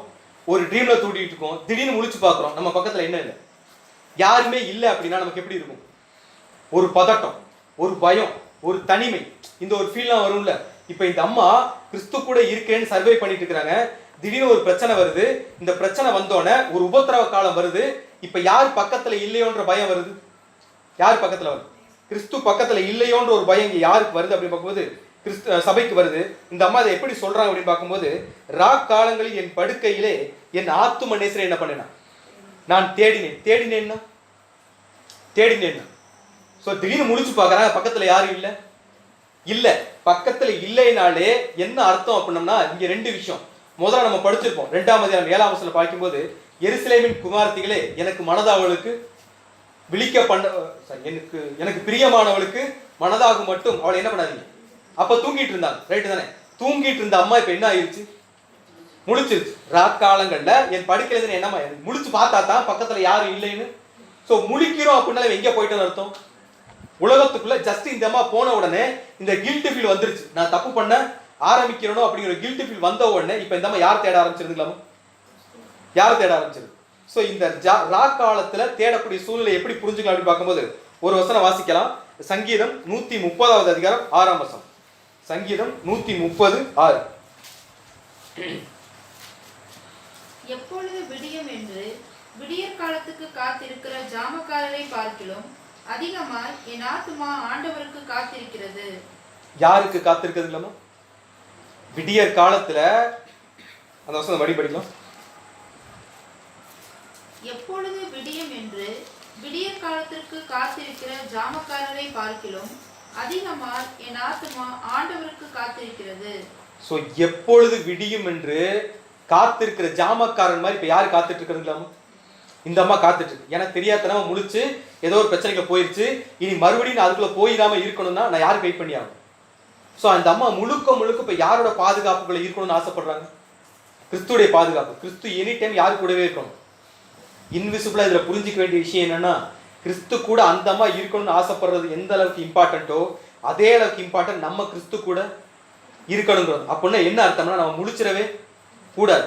அந்த அம்மா தூங்கிட்டு இருந்த வரைக்கும் எந்த பிரச்சனையும் இல்லை, எந்த பிரச்சனையும் இல்லை. முழிச்சதுக்கு அப்புறம் தான் நம்ம கூட யார் இல்லைங்கிற ஃபீல் வந்துருச்சு. ஸோ நம்ம கிறிஸ்துவுக்குள்ள இலைப்பாறுதலுக்குள்ள இருந்துட்டே இருந்தோம் அப்படின்னோம்னா நமக்கு எந்த பிரச்சனையுமே இல்லை. அவர் நம்மளை ஈஸியாக கேர் பண்ணிக்குவார். தப்பி தவறி முழிச்சு உலகத்துக்குள்ள போயிட்டோம்னா நம்மளை என்ன பண்ண முடியாது. ஸோ இந்த மாதிரி பெண் என்ன சொல்லுதுன்னா, விடியற் காலத்துக்கு எப்பொழுது விடியும் என்று விடியற் காலத்திற்கு காத்திருக்கிற ஜாமக்காரனை பார்க்கிலும் அதிகமா என் ஆத்துமா யார் வெயிட் பண்ணிட்டு இருக்கீங்களாமா? ஆண்டவராகிய இயேசு கிறிஸ்துக்கு நான் வெயிட் பண்ணிட்டு இருக்கிறேன். ஸோ உன்னை இலைப்பாறுதலுக்குள்ளதான் இருக்கிறேன், ஆனால் என் பக்கத்துல யாரு இல்லையோ, கிறிஸ்து அதாவது மணவாளன் இல்லையோங்கிற ஒரு பயம் எனக்குள்ள என்ன பண்ணிட்டு இருக்கீங்களாமா? ஸோ அதனாலதான் இந்த அம்மா ஈகரா வெயிட் பண்ணிட்டு இருப்பேன். யாரை தேடிட்டு இருக்கிறாங்க? யாரை தேடிட்டு இருக்கிறாங்க? கிறிஸ்துவ அல்லது மணவாளனை என் பக்கத்திலே அவர் இருக்கணும். யாருடைய விருப்பம்? ஆனா பிரச்சனை என்னன்னா, அவர் பக்கத்துக்குள்ள இருக்கிறார் அப்படின்னாலே நம்மளால தப்பு பண்ண முடியாது. என்ன பண்ண முடியாது? தப்பு பண்ணவோ பாவம் செய்யவோ முடியாது. இந்த ஸ்ட்ராங்கான பிலீவ் இருந்தா மட்டும் நம்ம யாரை தேட முடியும்? யாரை தேட முடியும்? கணவனுக்கு மனைவியாகணும் முடிவு பண்ணிட்டா அந்த கணவனுக்கு ஏற்ற மாதிரி யாரை மாத்திக்கணும்? சபை கிறிஸ்துவுக்கு ஏற்ற மாதிரி தன்னை மாத்திக்கணும் ஒழிய கிறிஸ்து நம்மளை தேடி வருவார். அதுக்கு முன்னாடி யார் ரெடி ஆகிருக்கணும்? சபை தன்னுடைய பரிசுத்தத்தை காட்ட. ஸோ இந்த அம்மா இப்போ எதுக்கு ரெடி ஆகிட்டாங்க அப்படிங்கும்போது, கிறிஸ்துவுக்குள்ளாக நான் என்ன பண்ணிட்டேன், கிறிஸ்துவை தேடி போறேன், நான் ரெடி பண்ணிட்டேன்னு சொல்லிட்டு அந்த அம்மா சொல்லக்கூடிய விஷயம் என்னன்னா, உன்னத பாட்டு 3ஆம் அதிகாரம் 1ஆம் வசனம். ரா காலங்களில் என் படுக்கையிலே என் ஆத்தும நேசரை தேடினே, தேடியும் நான் அவர் என்ன பண்ணல, அவரை நான் பார்க்கவே இல்லை அப்படின்னு சொல்லிட்டு உடனே அந்த அம்மா என்ன பண்ணுது அப்படின்னு பார்க்கும்போது, நான் எழுந்து நகரத்தின் வீதிகளிலும் தெருக்களிலும் திரிந்து என் நேசரை தேடுவேன் என்றேன், தேடியும் நான் அவர் என்ன பண்ணலைங்களா, காணவே இல்லை. ஸோ எந்திரிச்சு இந்த அம்மா எங்க போய் தேடுதுங்களாமோ? நகரத்துக்குள்ள, ஏதோ ஒரு நகரத்துக்குள்ள போய் தேடுது. அங்க என்ன பண்ணல, கிடைக்கல. அடுத்து எங்க போய் தேடுறாங்க? தெருக்களுக்குள்ள போய் என்ன பண்றாங்க, தேடுறாங்க. அங்க தேடியுமே கூட யாரை பார்க்க முடியலைங்களாமோ? அவருடைய ஆத்தும நேசரை பார்க்கவே முடியல அப்படிங்கிறாங்க. ஸோ இதுல நகரம் அப்படிங்கிற விஷயம் எது அடையாளப்படுத்துது அப்படின்னு பார்க்கறதுக்கு முன்னாடி, ஏன் இந்த அம்மா இந்த ராக் காலத்துல இந்த அம்மாக்கு இந்த டிராஜடி பீரியட் எப்படி வந்துச்சு அப்படின்னு பார்க்கும்போது ஒரு வசனம் வாசிக்கலாம். ஸோ வெளிப்படுத்தல் விசேஷம் 18வது அதிகாரம் 2வது வசனம். வெளிப்படுத்தல் 18:2. அவன் பலத்த சத்தமிட்டு மகா பாபிலோன் விழுந்தது, அது பேய்களுடைய குடியிருப்பும் சகலவித அசுத்த ஆவிகளுடைய காவல் வீடும் அசுத்தமும் அருவருப்பும் உள்ள சகலவித பறவைகளுடைய கூடும் ஆயிற்று. ஸோ இந்த அம்மாவுக்கு ஏன் இந்த பயம் வந்துச்சு அப்படின்னு பார்க்கும்போது, இந்த அம்மா எந்திரிச்சு எங்க போயிருச்சு? ஒரு நகரத்துக்குள்ள. எந்த நகரத்துக்குள்ள போயிருச்சு அப்படின்னு பார்க்கும்போது, ஒரு பெயர் சபை மண்டலங்கள். அது எப்படிப்பட்ட இடமா இருக்கு அப்படின்னு பார்த்தோம்னா, அதே வசனத்தை மறுபடியும் கூட வாசிக்கலாம். 18:2. அவன் பலத்த சத்தமிட்டு மகா பாபிலோன் விழுந்தது, அது பேய்களுடைய குடியிருப்பும். எதோட குடியிருப்புங்களாமா? எதோட குடியிருப்பு? பேய்களுடைய. ஸோ தூங்கிட்டு இருக்கிற வரைக்கும் நிம்மதியா இருந்த ஒரு கேரக்டர் முழிச்ச உடனே இப்ப எங்க போயிட்டாங்களாமா? ஒரு தேவனை விட்டு வெளியே போகக்கூடிய ஒரு சூழ்நிலை. ஸோ அது பேய்களுடைய குடியிருப்பும் சகலவித அசுத்த ஆவிகளுடைய காவல் வீடும் அசுத்தமும் அருவருப்பும் சகலமுள்ள பறவைகளுக்குரிய அது கூடு மாதிரி இருக்கக்கூடிய இடத்துக்குள்ள இப்ப யார் போயிட்டது? சபை போயிருச்சு. இன்னைக்கு நம்மளும் அப்படிதான். என்னைக்கு கிறிஸ்துவை விட்டு வெளியே போறோமோ அப்ப நம்ம எங்கே போயிடுவோம்? கிறிஸ்துவை விட்டு வெளியே போயிட்டாலே அது எந்த இடமாமா? நம்ம பிரச்சனை என்னன்னா, நம்ம கிறிஸ்டியானிட்டியை விட்டு வெளியே போக மாட்டோம். எதை விட்டு வெளியே போக மாட்டோம்? கிறிஸ்டியானிட்டியை விட்டு கிறிஸ்துவத்தை விட்டு வெளியே போக மாட்டோம். ஆனா எதை விட்டு வெளியே போயிடுவோம்? சபைக்குரிய அழைப்பை விட்டு என்ன பண்ணிடுவோம்? வெளியே போயிடுவோம். ஸோ அந்த ஒரு சூழ்நிலையில இந்த அம்மா எந்திரிச்சு நேரா கிறிஸ்துவை எங்கே போய் தேடுறாங்கன்னா, பெயர் சபை மண்டலங்களுக்குள்ள. இன்னைக்கு நம்ம பார்க்கணும்ல, ஏறக்குறைய 45,000 டினாமினேஷன் எங்கே இருக்குன்னா இங்கே இருக்கு. அந்த டினாமினேஷன் நடுவில் தான் இப்போ யார் போய் மாட்டிக்கிட்டதுன்னா சபை போய் மாட்டிக்கிட்டு சுற்றி தேடுறாங்க. அந்த நகரம்னா பாபிலோன் மண்டலம், தெருக்கள் அப்படின்னா அங்க இருக்கக்கூடிய டினாமினேஷன். இதுக்கு நடுவில் போய் யார் தேடிட்டு இருக்கிறாங்க? யார் தேடிட்டு இருக்கிறாங்க? ஆத்துமனேசரை தேடுறாங்க. அப்படின்னா ஆத்துமனேசர் கிடைப்பாரா மாட்டார்? பெயர் சபை மண்டலத்துக்குள்ள போயிட்டு கிறிஸ்துவை தேடினா கிறிஸ்து நம்ம கிடைப்பாரா மாட்டார்னு ஒரு கேள்வி கேட்டோம்னா கண்டிப்பா கிடைக்கவே மாட்டார். ஏன் கிடைக்க மாட்டார் அப்படின்னு பார்க்கும்போது கிறிஸ்து, அதாவது சத்தியம் சொல்லிக் கொடுக்கக்கூடிய தர்மம் வேற, சத்தியம் கற்றுக் கொடுக்கக்கூடிய நியாயம் வேற, சத்தியம் நம்மளை வழிநடத்தக்கூடிய விதம் வேற. ஆனா கிறிஸ்துவ மண்டலம் நமக்கு சொல்லிக் கொடுக்கக்கூடிய நியாயமும் தர்மமும் வேற. இந்த அம்மாவுக்கு ஏன் கிடைக்கலன்னா அவங்க கற்றுக் கொடுக்கக்கூடிய சத்தியங்கள் யாருக்கு பிடிக்கல? உண்மையான சபைக்கு உண்மையான சத்தியம் எது, பொய்யான சத்தியம் எதுன்னு யாருக்கு நல்லா தெரியும்? சபைக்கு ரொம்ப கிளியரா தெரியும். சபைக்கு அது செட் ஆகல. எது செட் ஆகல? அவங்க சொல்லிக் கொடுக்கக்கூடிய சத்தியமோ எதுவுமோ யாருக்கு செட் ஆகல? சபைக்கு செட் ஆகல. அங்கிருந்து சபை என்ன பண்ணிருச்சு? வெளியே வந்துருச்சு. ஏன் சபைக்கு அது கிடைக்கல அப்படின்னு பார்த்தோம்னா சத்தியத்துக்குள்ள தேடினா மட்டும்தான் நமக்கு யார் கிடைப்பா அப்படின்னு ஆண்டவராகிய இயேசு கிறிஸ்து கிடைப்பாரு. சத்தியத்துக்கு வெளியே போய் தானே யாரும் கிடைக்க மாட்டான். யார் கிடைக்க மாட்டா? ஏன்னா இந்த உலகம் சத்தியத்தை நம்ம எப்படி கத்துக் கொடுக்கும் அப்படின்னு பார்க்கும். இன்னொரு வசனம் கூட வாசிக்கலாம். ஏசாயா 8வது அதிகாரம் 20வது வசனம். ஏசாயா 8:20.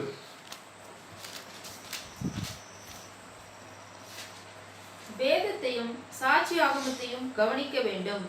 இந்த வார்த்தையின்படியே சொல்லாவிட்டால் அவர்களுக்கு விடியற் காலத்து வெளிச்சம் இல்லை. என்ன சொல்லிட்டாங்களாமா? வேதத்தையும் சாட்சி ஆகமத்தை என்ன பண்ணணும்?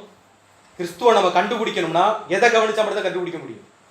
வேதத்தையும் சாட்சி ஆகமத்தை கண்டுபிடிச்சா மட்டும்தான் கண்டுபிடிக்க முடியும். ஒழிய நம்ம தெருக்கல்லையோ வீதிகள்லயோ போய் தேடினா யார் கிடைக்க மாட்டா?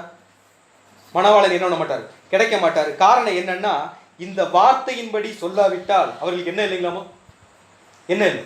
விடியற் காலத்து வெளிச்சம் இல்லை அப்படின்னா பெயர் சபை மண்டலம் எதை சொல்றது இல்லை. இப்ப சபை போய் தெருக்கள்லையும் நகரங்கள்லையும் போய் தேடுறாங்க. அங்க யார் கிடைக்கல? அங்கே கிடைக்கலைன்னா அவங்க பண்ற பெரிய தவறு என்ன அப்படின்னு பார்க்கும்போது இந்த வார்த்தையின்படியே சொல்லாவிட்டால் அப்படின்னு அவங்க என்ன பண்றது இல்லைங்களாமா? இந்த வார்த்தையின்படியே யாரை கற்றுக் கொடுக்கறது இல்லை. ஸோ கிறிஸ்து கற்பிக்காத தர்மங்களையும் கிறிஸ்து சொல்லிக் கொடுக்காத நியாயங்களையும் தான் இந்த உலகத்தில் இருக்கக்கூடிய பெயர் சபை மண்டலம் அவங்களுக்கு என்ன பண்ணிட்டு இருக்காங்க? கற்றுக் கொடுத்துட்டு இருக்காங்க. அது யாருக்கு பிடிக்காது? யாருக்கு பிடிக்காது? சபைக்கு பிடிக்காது. ஸோ சபை அங்கே ஃபுல்லாக தேடி பார்க்குது. எங்கே? பெயர் சபை மண்டலம் ஃபுல்லா அதில் இருக்கக்கூடிய எல்லா தெருக்களையும் எல்லா டினாமினேஷன்லையும் போடி சபை தேடி பார்க்குது. யார் கிடைக்கலைங்க? என் ஆத்துமனேசரை தேடினேன், அவர் என்ன பண்ண முடியல, என்னால காண நான் பார்க்கலன்னு சொல்லிட்டு அதே அடுத்த வசனம் வாசிக்கலாம். உன்னத பாட்டு 3ஆம் அதிகாரம் 3ஆம் வசனம். நகரத்திலே திரிகிற காவலாளர் என்னை கண்டார்கள், என் ஆத்மநேசரை கண்டீர்களா என்று அவர்களை கேட்டேன். ஸோ இப்போ இந்த அம்மா என்ன சொல்லுதுன்னா அங்க போய் தேடி பார்க்குது. யாரு கிடைக்கல? கிறிஸ்து கிடைக்கல. இப்போ அந்த அம்மா என்ன பண்றாங்கன்னா நகரத்திலே திரிகிற காவலாளர்கள் யாரை பார்க்குறாங்களாமா? என்னைனா சபையை பார்க்குறாங்க. ஸோ சபையை பார்த்து என்ன கேட்குறாங்கன்னா என் ஆத்ம நேசரை கண்டீர்களா என்று அவர்களை கேட்டேன், நான் அவர்களை விட்டு கொஞ்ச தூரம் கடந்து போன உடனே அப்படின்னா இந்த அம்மா கேட்ட கேள்விக்கு அங்கே என்ன கிடைக்கல? கிடைச்சிருந்துச்சுன்னா இந்த அம்மா எங்கே நின்றுருக்கும்? அந்த இடத்துல நின்றுட்டு அவங்களுடைய கான்வர்சேஷன் டெவலப் பண்ணியிருப்பாங்க. பட் இந்த அம்மா கேட்ட கேள்விக்கு ஆப்டான பதில் எங்கே கிடைக்கல? எங்கே கிடைக்கல? அங்கே கிடைக்கல. யார்கிட்ட கிடைக்கல? நகரத்து காவலாளிகள். முதலே நம்ம பார்த்துட்டோம். நகரங்கிறது எதை அடையாளப்படுத்தும்? பேய்களுடைய குடியிருப்பும் அசுத்த ஆவிகளின் காவல் வீடுமாக இருக்கிறது படிச்சிட்டோம். இப்போ அந்த நகரத்துக்கு ஒரு காவலாளி இருந்தா அந்த காவலாளிக்கு கிறிஸ்து இருக்க இடம் தெரியுமா தெரியாது? ஸோ அந்த காவலாளிகளை குறித்து பைபிள் எப்படி சொல்லுது அப்படின்னு பார்க்கும்போது ஒரு வசனம் வாசிக்கலாம். ஏசாயா 56வது அதிகாரம் 10-11. அவனுடைய காவற்காரர் எல்லாரும் ஒன்று மறியாத குருடர், அவர்கள் எல்லாரும் குலைக்க மாட்டாத ஊமையான நாய்கள், தூக்க மயக்கமாய் புலம்புகிறவர்கள், படுத்துக் கொள்ளுகிறவர்கள், நித்திரை பிரிய, திருப்தி அடையாமல் இருக்கும் பெருவயிற்று நாய்கள், பகுத்தறிவில்லாத மேய்ப்பர். அவர்களில் ஒவ்வொருவனும் தன் தன் வழியையும் அவனவன் தன் தன் மூலையிலிருந்து தன் தன் பொலிவையும் நோக்கி கொண்டிருக்கிறான். என்ன சொல்லிட்டாருங்களாமா? அந்த நகரத்தோட காவல்காரங்களை எப்படித்தான் இருப்பாங்களாமா? ஸோ இப்போ சபையா அழைக்கப்பட்ட ஒரு கேரக்டர் இந்த மாதிரி ஒரு காவல்காரர்கிட்ட போய் விசாரிக்கிறாங்க. கிறிஸ்துவர் எந்த மாதிரி காவல்காரர்கள்னா அவருடைய காவல்காரர் எல்லாரும் ஒன்றுமே அறியாத குருடர்னா யார பைபிள் குருடர்னு சொல்லு? பைபிள் யார குருடர்? சத்தியத்தை பார்க்க முடியாத கண்ணுடையவங்களை பைபிள் என்னதான் சொல்லும்? ஸோ அவங்க சபையை வழி நடத்துவாங்க. ஆனா அவங்களுக்கு என்ன தெரியாதுங்களாமா? சத்தியம் என்ன பண்ணாது? தெரியாது. ஸோ அவர்கள் ஒன்றும் அறியாத குருடர், அவர்கள் குலைக்க மாட்டாத ஊமையான நாய்கள், அவங்களுக்கு சத்தியத்தை என்ன பண்ண தெரியாது, இல்லாம சொல்லவும் தெரியாது. தூக்க மயக்கமா என்ன பண்றவங்க, தூக்க மயக்கமாயினும் என்ன சொல்றோம்னே தெரியாம சொல்றது, அது கரெக்டா தப்பா, அதனால யாருக்காவது பிரயோஜனம் இருக்கா அப்படிங்கலாம் யாருக்கு தெரியாது. ஆனா பேசிட்டே இருப்பாங்க, 24 மணி நேரமும் பேசிட்டே இருப்பாங்க. பட் அதுக்குள்ள ஆவிக்குரிய பிரயோஜனமா, வளர்ச்சிக்கு பிரயோஜனம் என்ன இருக்காது, ஒண்ணுமே இருக்கா. ஸோ குலைக்க மாட்டாத ஊமை புலம்புகிறவர்கள், தூக்க மயக்கமாய் புலம்புகிறவர்கள், படுத்து கொள்கிறவர்கள், நித்திரை பிரியர். எப்படிப்பட்டவங்களாமா, அவங்க ரொம்ப சுகபோகமா இருக்கிறதுக்கு என்ன எல்லாம் செய்யணுமோ அதை மட்டும்தான் செய்யக்கூடிய கேரக்டர். திருப்தி அடையாமல் இருக்கும் பெருவயிற்று நாய்கள், பகுத்தறிவில்லாத மேய்ப்பர். அவங்களுக்கு என்ன இருக்கு இல்லைங்களாமா, பகுத்தறிவே இருக்காது. அவர்களில் ஒவ்வொருவனும் தன் தன் வழியையும் எதை மட்டும்தான் சொல்லிக் கொடுப்பாங்களாமா, அவங்க மனசுக்கு எது சரின்னு படுதோ அதை மட்டும்தான் யாருக்கு சொல்லிக் கொடுப்பாங்க, மற்றவங்களுக்கு. சத்தியத்தை என்ன பண்ண மாட்டாங்களாமா, சத்தியத்தையோ அதில் இருக்கக்கூடிய காரியங்களை டிஸ்கஸ் பண்ண மாட்டாங்க. இப்போ அந்த மாதிரி நபர்கள்ட்ட போய் சபை என்ன பண்ணுது, சபை என்ன பண்ணுது, போய் கேட்குது, என் ஆத்தும நேசரை நீங்க பார்த்தீங்களான்னு சபை கேட்டா அந்த அம்மாவுக்கு பதில் கிடைக்குமா? ஆனா நிறைய பேசியிருப்பாங்க. அவங்க பேசின எதுவுமே யாருக்கு ஆப்டா செட் ஆகல, சபைக்கு ஆப்டா செட் ஆகல. சபைக்கு அதுல கொஞ்சமும் என்ன கிடையாது, விருப்பம் கிடையாது. உடனே சபை என்ன முடிவு பண்ணிருச்சுன்னா, இது வேலைக்கு ஆகாது. ஆத்தும நேசர் இந்த இடத்துல கண்டிப்பா என்ன பண்ண மாட்டார், இருக்க மாட்டார். சபைக்கு இருக்கக்கூடிய முக்கியமான ஒரு குவாலிட்டி என்னன்னா, உண்மையான சத்தியம் எது, பொய்யான சத்தியம் எது, நல்ல போதகம் எது, கள்ள போதகம் எது அப்படிங்கிறத பகுத்தறியக்கூடிய புத்தி யாருக்கு இருக்கணும், சபைக்கு இருக்கணும். அது இல்லைன்னா நம்மளால யாருக்கு மனவாட்டி ஆக முடியாது.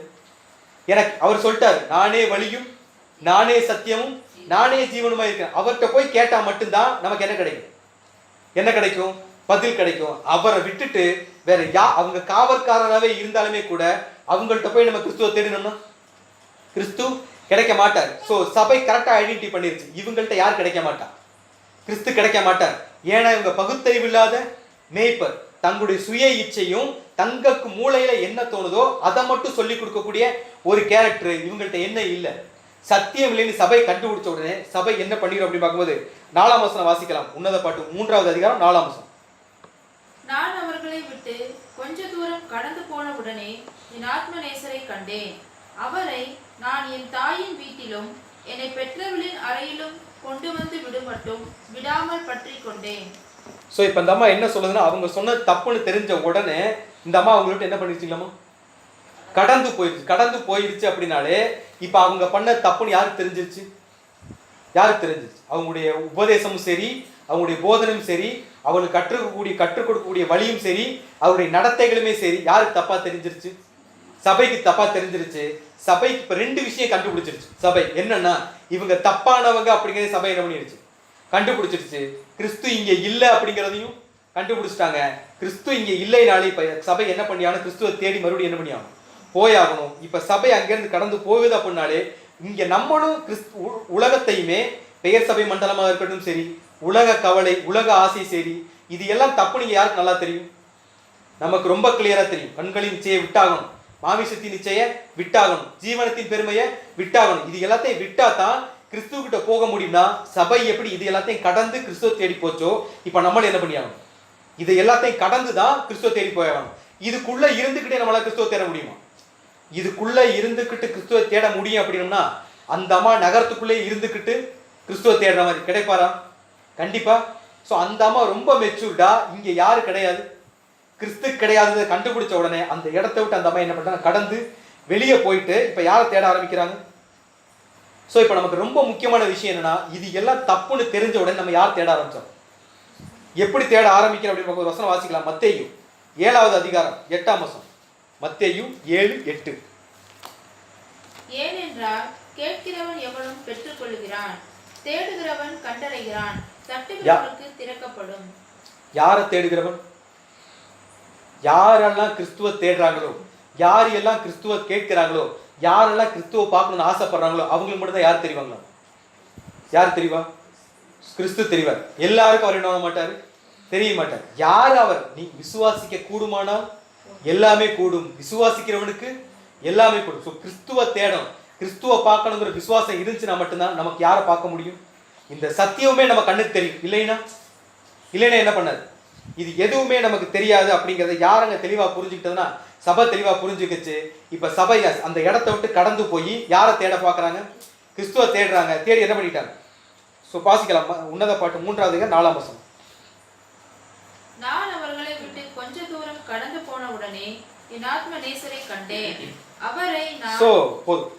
இந்த இடத்துல அந்த அம்மா சொல்ற விஷயம் என்னன்னா, நான் அவர்களை விட்டு கொஞ்ச தூரம் கடந்து போன உடனே, வெளியே வந்த உடனே யாரை பார்த்துட்டா? சபை யாரை பார்த்துருச்சு? கிறிஸ்துவ பார்த்துருச்சு. அப்படின்னா இப்ப நம்ம பண்ண வேண்டிய வேலை என்னன்னா, இந்த உலகத்தை விட்டு என்ன பண்ண போதும்? வெளியே வந்தா மட்டும் போதும். எதை விட்டு? இந்த உலகத்தை விட்டு நம்ம வெளியே வந்தா மட்டும் போதும். யார் நம்ம பார்த்தலாம்? கிறிஸ்துவுடைய பிரசன்ஸுக்குள்ள போயிடும். எப்படி புரிஞ்சுக்கலாம் அப்படின்னா, நம்ம ஒரு சர்க்கிளுக்குள்ள இருக்கோம். அந்த சர்க்கிளை விட்டு வெளியே வந்துட்டாலே நம்ம எதை விட்டுனா அந்த வட்டத்தை விட்டு என்ன பண்ணிட்டோம்? வெளியே வந்துட்டோம். இப்ப இன்னொரு சர்க்கிளுக்குள்ள வந்துட்டா அந்த சர்க்கிள் யாரோட சர்க்கிள்? இப்ப ஆதாமும் ஏவாளும் இருந்தாங்க ஏதேன் தோட்டம். ஏதேன் தோட்டத்துக்கு வெளியே வந்த உடனே அவங்க எதுக்குள்ள போயிட்டாங்க? உலகத்துக்குள்ள போயிட்டாங்க. எதுக்குள்ள இல்ல. இப்போ ஒரு அடி பின்னாடி திருப்பி வச்சுட்டா எங்க போயிடலாம்?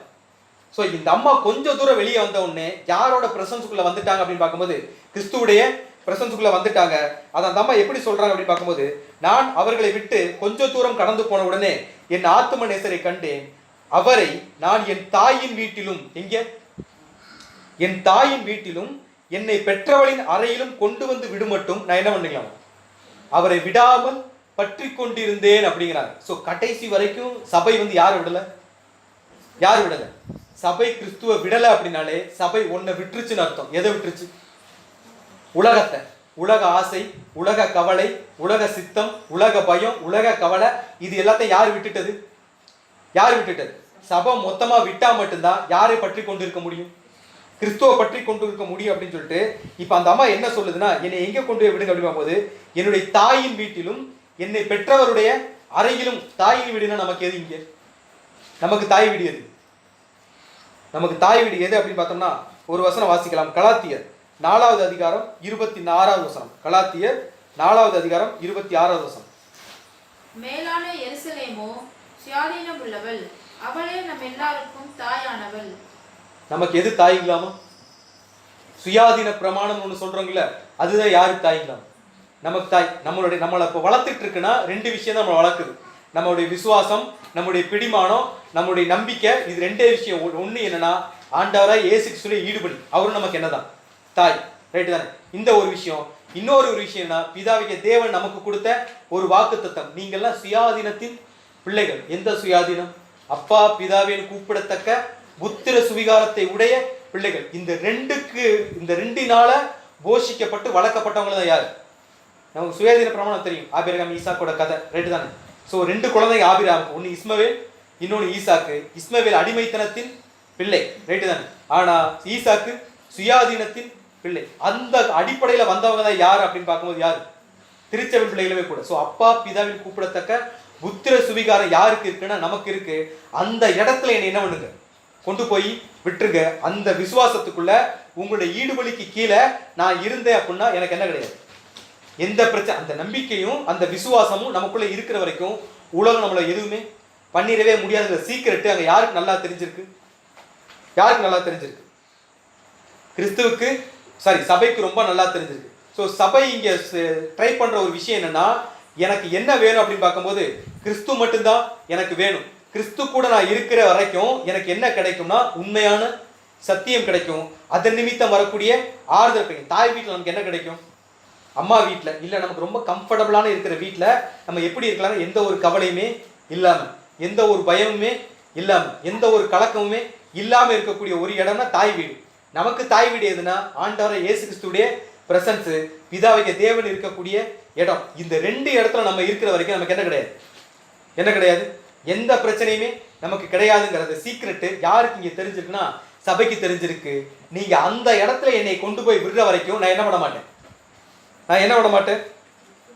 உங்களை என்ன பண்ணிட மாட்டேன்? விட்டுறவே மாட்டேன். ஸோ அந்த அம்மா பயங்கரமா யாரை பற்றி கொண்டிருக்கு அப்படின்னா அவருடைய ஆத்தும நேசரை பயங்கரமா பற்றி கொண்டிருந்ததுனால மட்டும்தான் இப்ப இது சாத்தியமாயிருக்கு. அவர் கூடவே டிராவல் பண்ணக்கூடிய ஒரு பாக்கியம் அங்க சபைக்கு கிடைச்சிருக்கு. அது நிமித்தம் அந்த அம்மாக்கு கிடைச்ச ஒரு பெனிஃபிட், கிறிஸ்துவ பற்றி கொண்டது நிமித்தம் சபைக்கு கிடைச்ச ஒரு போனஸ் இல்ல ஒரு கிரேஸ் என்ன அப்படின்னு பார்க்கும்போது வாசிக்கலாம். உன்னத பாட்டு 3வது அதிகாரம் 5ஆம் வசனம். உன்னத பாட்டு 3:5. எருசலேமின் குமாரத்திகளே, எனக்கு பிரியமானவளுக்கு மனதாக மட்டும் நீங்கள் அவளை விழிக்க பண்ணாமலும் எழுப்பாமலும் இருக்கும்படி வெளிமான்கள் மேலும் வெளியின் மறைகள் மேலும் உங்களை ஆணையிடுகிறேன்.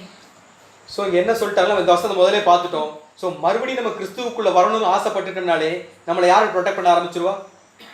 ஸோ கள்ள போதகங்களோ கள்ள உபதேசங்களோ உலகத்தை குறித்த காரியங்களோ நம்மளை தாக்காத மாதிரி, நம்மளை வீழ்த்தாத மாதிரி நம்ம கூடவே யார் இருப்பாங்க? ஸோ கிறிஸ்து இருந்து அவளை பாதுகாப்பான்னு சொல்லிட்டு அந்த அம்மா இந்த பாதுகாப்பை பார்த்து ரொம்ப எக்ஸைட் ஆகி கிறிஸ்துவை பத்தி சபை சொல்லக்கூடிய விஷயம் என்ன அப்படின்னு பார்க்கும்போது அதுல 6ஆம் வசனம் வாசிக்கலாம். உன்னத பாட்டு 3வது அதிகாரம் 6ஆம் வசனம். வெள்ளை போடத்தினாலும் சாம்பிராணியினாலும் வர்த்தகருடைய சகலவித கந்த பொடியினாலும் உண்டாகிய வாசனையை வீசி தூப ஸ்தம்பங்களைப் போல் வனாந்தரத்திலிருந்து வருகிற இவர் யார்? ஸோ 1ஆம் அதிகாரத்துல சபை சொன்ன விஷயத்தை தான் இங்க மறுபடியும் சபை என்ன பண்ண திருப்பி சொல்லுது. முதல்ல சொல்லியிருக்க அவர் யாருன்னா, நம்ம 1ஆம் அதிகாரம் படிச்சிருப்போம். 3ஆம் வசனம் வாசிக்கும் போது, உமது பரிமள தைலங்கள் இன்பமான வாசனை உள்ளவைகள், உமது நாமம் ஊற்றுன்ற பரிமள தைலம்னா அவருடைய வாசனையை பார்த்து புலங்காகிதம் அடைஞ்சு சபை சொன்ன ஒரு வார்த்தை. இப்ப அதே வார்த்தையை தான் வேறொரு டைமென்ஷன்ல மறுபடியும் சபை சொல்லுது.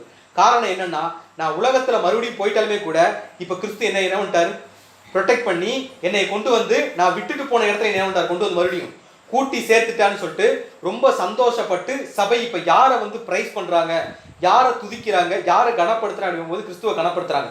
அதாவது எப்படி சொல்லலாம், இப்போ கணவன் மனைவி இருக்கிறோம் அப்படின்னா, மனைவி தப்பு பண்ணிட்டா கூட அந்த மனைவியை தப்பை உணர்ந்து திரும்பி வரும்போது எந்த ஒரு மாற்று கருத்துமே இல்லாம அந்த மனைவியை முழு அன்போட ஏற்றுக்கொள்கிற கணவனை அந்த மனைவி எப்படி பார்ப்பாங்க? ஒரு பெரிய தப்பு பண்ணிட்டாங்க, நம்ம எரேமியால படிச்சிருப்போம். அதாவது ஒரு கணவன் ஒரு மனைவி விபச்சாரம் பண்ணிட்டா அவளை என்ன பண்ணிக்க மாட்டான், சேர்த்துக்கவே மாட்டான். எரேமியா 3ஆம் அதிகாரத்துல படிச்சிருப்போம். ஆனா அப்படிப்பட்ட ஒரு மனைவியுமே முழுக்க முழுக்க விபச்சாரத்துக்குள்ள போனாலுமே கூட நீ திருந்தி என்கிட்ட வா, நான் என்ன பண்ணிக்கிறேன், உன்னை சேர்த்துக்கிறேன் அப்படின்னு சொல்ற மாதிரி இருக்கிறாரு யாரு? ஆண்டவராகிய இயேசு கிறிஸ்து. அதை பார்த்து ரொம்ப சந்தோஷப்படுற ஒரு கேரக்டர் யாருன்னா சபை. ஏன்னா நான் ஒரு தவறு பண்ணி பாவத்துல விழுந்துட்டேன், விழுந்துமே கூட நான் திரும்பி வர ஆசைப்பட்ட உடனே என்னை எந்த ஒரு குற்ற உணர்ச்சியுமே இல்லாம, அதாவது எப்படி சொல்றது, என்னை குற்றப்படுத்தாம யார் என்னை ஏத்துக்கிட்டது? கிறிஸ்து. ஏன்னா எனக்காக அவர் முழு ரத்தத்தை சிந்தி என்னை மறுபடியும் மீட்டுக்கிட்டார் அப்படிங்கிற ஒரு எக்ஸைட்மெண்ட்ல சபை இப்ப சொல்லக்கூடிய விஷயம் என்ன அப்படின்னு பார்க்கும்போது, வெள்ளை போலத்தினாலும் சாம்பிராணினாலும் வர்த்தகருடைய சகலவித கந்த பொடினாலும் உண்டாகிய வாசனையை வீசி தூப ஸ்தம்பங்களை போல வனாந்தரத்திலிருந்து வருகிற, தூப ஸ்தம்பம்னா ஸ்தம்பம்னாலே நம்ம படிச்சிருப்போம், பழைய ஏற்பாட்டில் படிச்சிருப்போம். மேக ஸ்தம்பம், அக்னி ஸ்தம்பம். ஸ்தம்பம்னா என்னது? பில்லர், தூணு, ரைட்டு தானே? நம்ம மோசையை குறித்து படிக்கும்போது பார்த்துருப்போம். மேகஸ்தம்பம் அக்னி ஸ்தம்பம் அப்படிங்கிறது சும்மா லைட் மாதிரி எரிஞ்ச ஒரு விஷயம் இல்லை. அது எப்படின்னா ஒரு மிகப்பெரிய தூண் மாதிரி. ஏறக்குறைய ஒரு 50 லட்சம் பேருக்கு லைட்டு கொடுக்கணும் அப்படின்னா சின்ன தீக்குச்சினால என்ன முடியாது. ஒரு மிகப்பெரிய ஒரு அக்னி பிரவாகமே அங்கே என்ன பண்ணிருக்கணும். 50 லட்சம் பேருக்கு மேல நெருப்பு எரியணும்னா முன்னாடி எவ்வளவு பெரிய நெருப்பு அவங்களுக்கு முன்னாடி டிராவல் பண்ணி ஆகணும். அதே மாதிரி மிகப்பெரிய ஒரு மேகஸ்தம்பம்னா ஒரு பில்லர் 50 லட்சம் பேர் கவர் பண்ணக்கூடிய அளவுக்கு இருக்கக்கூடிய பில்லர் மாதிரி இப்ப இங்க சபைக்கு ஒரு வாசனை வருது. ஸோ ஒரு பில்லர்ல நம்ம அடிக்கிற சென்ட் வாசனையே நம்மளை சுத்தி இருக்க 10 பேருக்கு ஸ்மெல் வருதுன்னா இங்க ஒரு பில்லரே வாசனை மாதிரி நிக்குதான். ஒரு வாசனையே இப்ப என்னவா நிக்குது? அதுவும் என்னென்ன வாசனை அப்படின்னு பார்க்கும்போது வெள்ளை போலம் நம்ம பார்த்துருப்போம். வெள்ளை போலம்னா ரொம்ப கசப்பான ஒரு விஷயம், அதே நேரத்துல ரொம்ப வாசனை தரக்கூடிய ஒரு விஷயம். யார் மேல இருந்து வருது? கிறிஸ்து. ஏன்னா இப்ப எங்க வந்துட்டாரு? தூரத்துல இருக்கும்போது ஒரு வாசனை வரும், பக்கத்துல இருக்கும்போது அந்த பில்லரே இருக்கிற மாதிரி ஒரு பயங்கரமான வாசனை யாருக்கு வருதுங்களாமா? யாருக்கு வருது? சபைக்கு வருது. என்ன வாசனை அப்படின்னு பார்க்கும்போது வெள்ளை போலத்தினாலும் சாம்புராணினாலும். வெள்ளை போல வாசனையே பயங்கரமா இருக்கும், அது கூடவே சேர்ந்து இன்னொரு வாசனை என்ன வருதுங்களாமா? சாம்பிராணி வாசனை. ஸோ அதுவும் வருதுங்களாமா? மூணாவது என்ன அப்படிங்கும்போது சகலவித கந்த பொடியினாலும். ஸோ ஒரு நிறைய வாசனை திரவியங்கள் போட்ட ஒரு பொடியிலிருந்து வரக்கூடிய ஒரு வாசனை. இந்த வாசனை குறித்து பைபிள் என்ன சொல்லுது அப்படின்னு பார்க்கும்போது இந்த 3 பொருளுமே மருத்துவ குணங்கள் நிறைந்த ஒரு பொருள், அதே நேரத்தில் அதிக வாசனை தரக்கூடிய ஒரு பொருள். ஸோ இந்த அம்மா சொல்லக்கூடிய விஷயம் என்னன்னா, என்னை முழுசா குணப்படுத்தக்கூடிய ஒரு கெப்பாசிட்டி யார்கிட்ட இருக்குது? எனக்குள்ள என்ன நோய் இருந்தாலும் அந்த நோய் மொத்தத்தை குணமாக்கக்கூடிய அந்த கெப்பாசிட்டி யார்கிட்ட இருக்குன்னா கிறிஸ்துவுக்கு இருக்கு. அதே மாதிரி அவருடைய வாசனை என்மேல் பரப்பக்கூடிய கெப்பாசிட்டி யாருக்கு இருக்குது? யாருக்கு இருக்குது? கிறிஸ்துவுக்கு தான் இருக்குது. காரணம் என்னன்னா, அவர் இப்ப எப்படி இருக்கிறார்னா ஸ்மெல்லோட பில்லர் மாதிரி இருக்காருங்களாமா. எதோட பில்லர்? வாசனைகள் நிரம்பிய ஒரு ஸ்தம்பம், ஒரு தூண் மாதிரி இங்க யாரு இருக்கிறது அப்படின்னா ஆண்டவரை இயேசு கிறிஸ்து இருக்கிறாரு. இப்ப அந்த வாசனை இங்க யார் மேலே வருது? சபை மேலே வருதுங்களாமா.